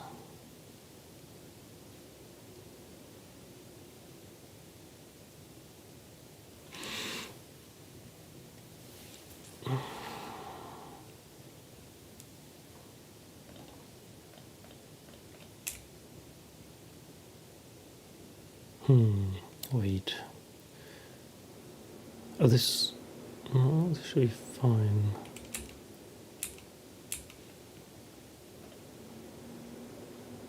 When it also only worked, or didn't work when I had this, right? So yeah, that's the issue.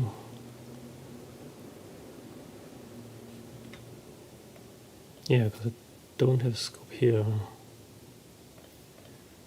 And I'm trying to build for the dashboard. I don't have fragments. Which is bad.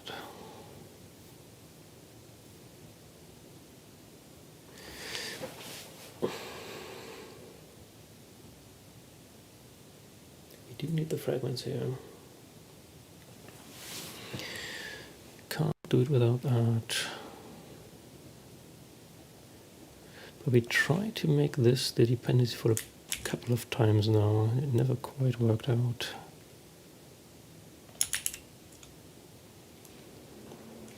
Don't know why though. Maybe we want to figure this out as the last thing we do.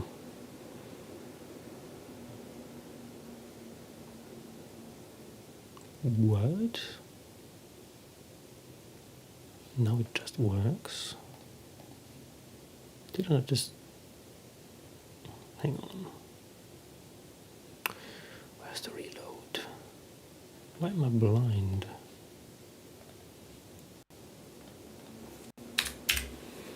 I think it didn't show me that it already had the fragments in there.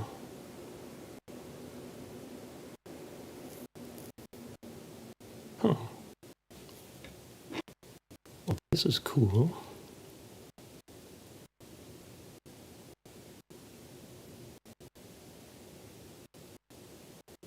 I still have a bunch of these, but I think that's fine.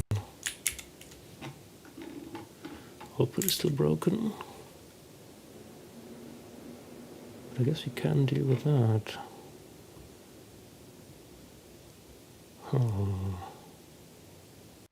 So I guess we can now go into the details of the templating.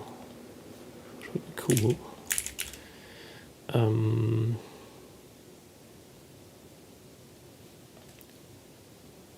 Right, and we would also need the fragments here. We just happen to also have them. We do need them. And that means that in concat fragments, we can here take the first prereq, because that's this. Let's try to again delete these.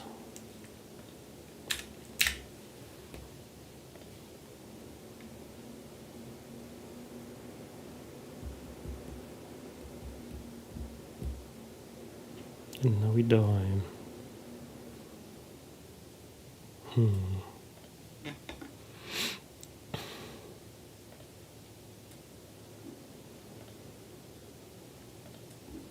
Oh, probably. This didn't work out. So let's go here and see what we're getting. Yeah, this is probably a string. Yeah. We need to flip this, because this will be evaluated to a bunch of stuff. Don't want that. You should be 0, you should be 1. Hang on. First, we need our IDE to die. That's the 4th time this morning.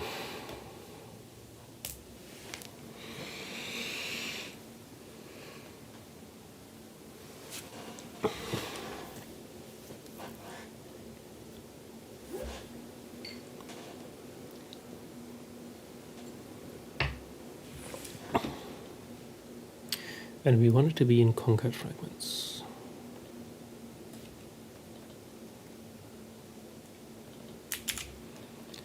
So let's recover that breakpoint here. And then do the hypermake. I mean, we're already kind of way into the winds this stream. I didn't expect to get this much done. This is clearly nonsense though. I mean, it's correct that it does want to build this. I just don't know why it does that. So that is something we're going to have to look at. Fragments. Fragments are fragments now. That's good. And that is done. It's still broken though.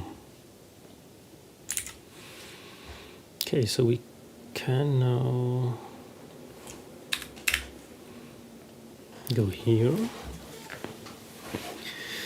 And then we need to figure out why we're getting this weird broken main thing. The index broken as well. Index. Now would this be the result?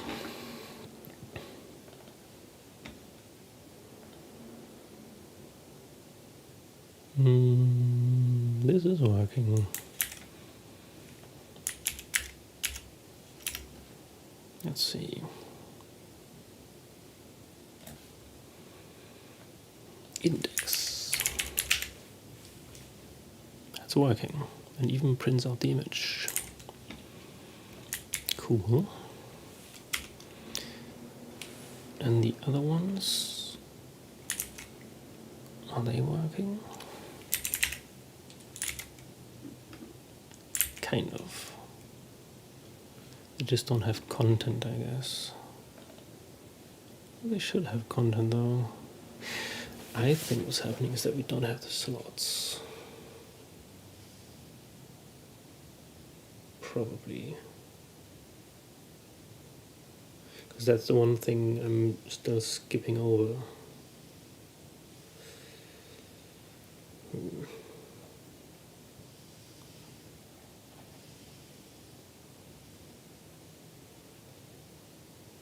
But maybe I want to do that tomorrow.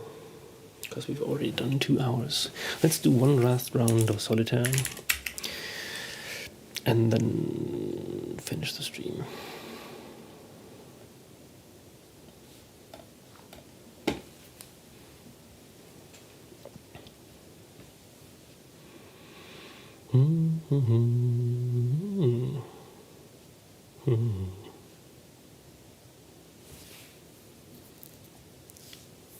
So we could get the 2, but it's useless. So we probably want this one. And then we want to do something with these. Because we could put all the greens on the jack. Maybe. Kind of. This one here. This one here. And we have this.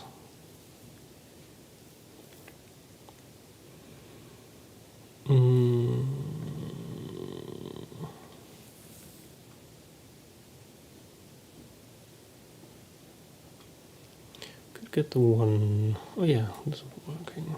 This one, this one. Jack over here, 12 over here.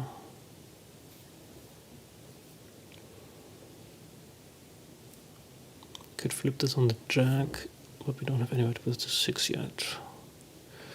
Could put this over here.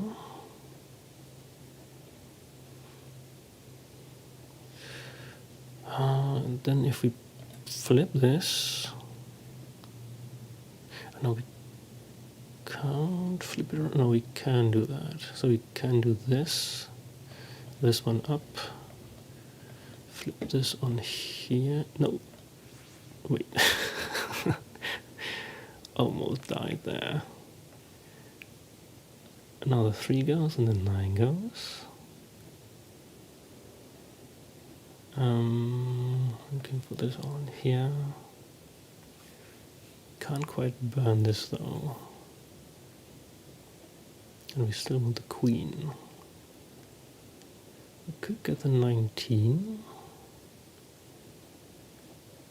But then we are dead.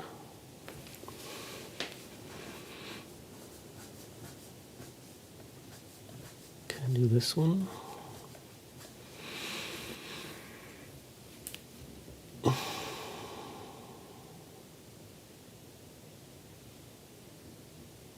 I could almost get this one.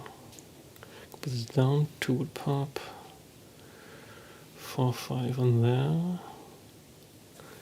Then we're stuck with the 4.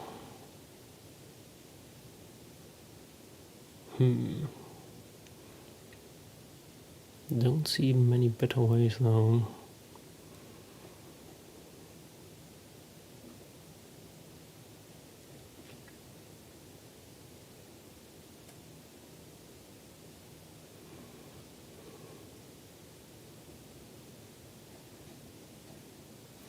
Could also dig into this one here. So we could put this down, flip it, exchange it for the 6. Maybe we want that.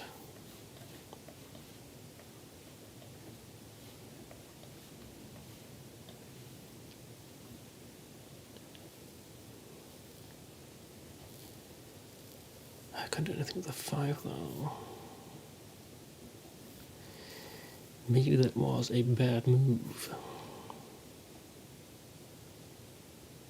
Because now we can't burn up this.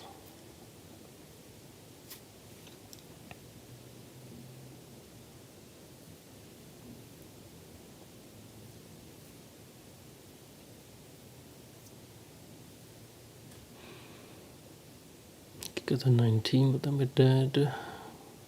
Oh, we could also, hang on, we can do this one. And put all of these on here.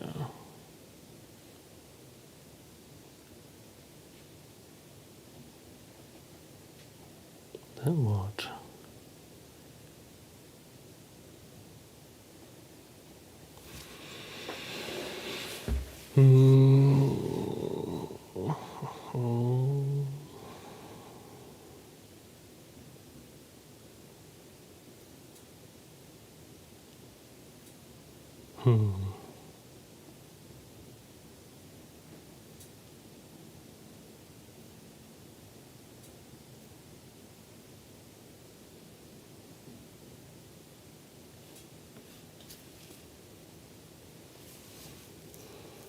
No, I think we're cooked.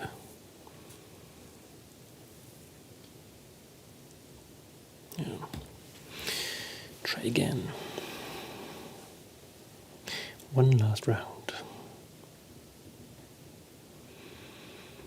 Ooh. This might be bait here. The 3 is kind of buried, and we want the King Jack 9 thing here.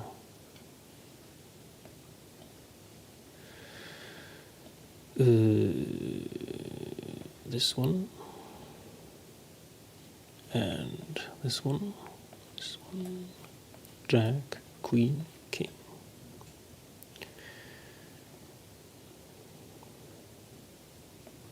Then we move this out here.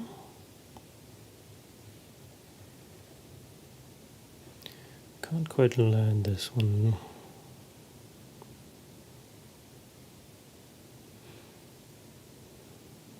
Could flip this, but the 7 is here. It'll be a long while until we get that.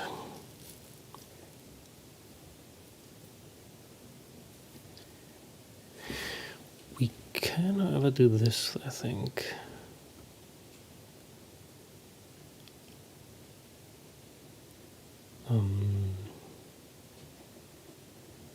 Yeah, because the 9 connects them later on, I think.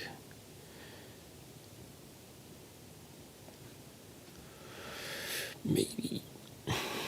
Oh, we can also trade it up here, though. That might be better.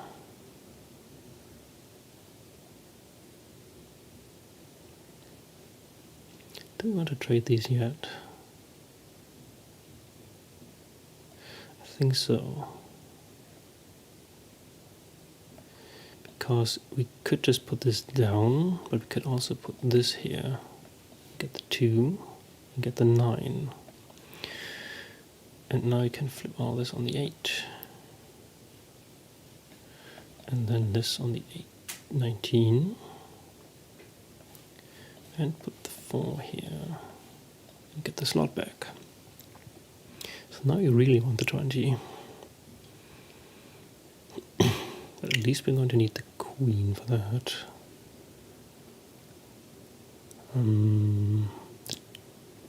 The 3 would pop. I guess you want this one first. Oh, this one works because we can do this and this.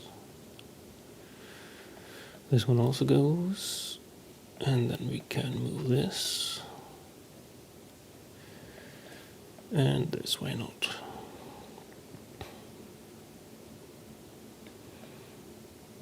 Now we can try these.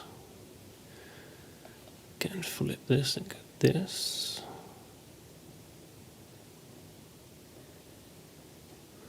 Get the 2, 3, the 9, 8.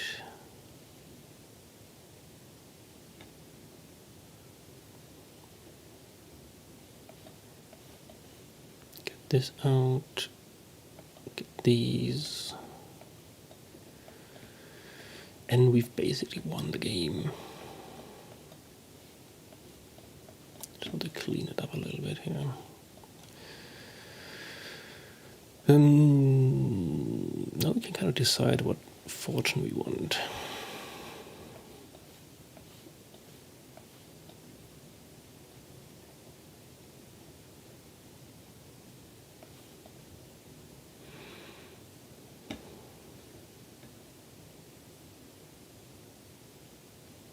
So if you flip this, we end up with 19, which is the sun, I think. Yeah. We're getting the sun for 2201. Do you ever need to hear that? But what we've accomplished today is worth celebrating. I'm going to celebrate by doing other work for the whole day. And I will be back tomorrow with more of this. So, thanks for hanging out. Take care. See you tomorrow. Bye bye.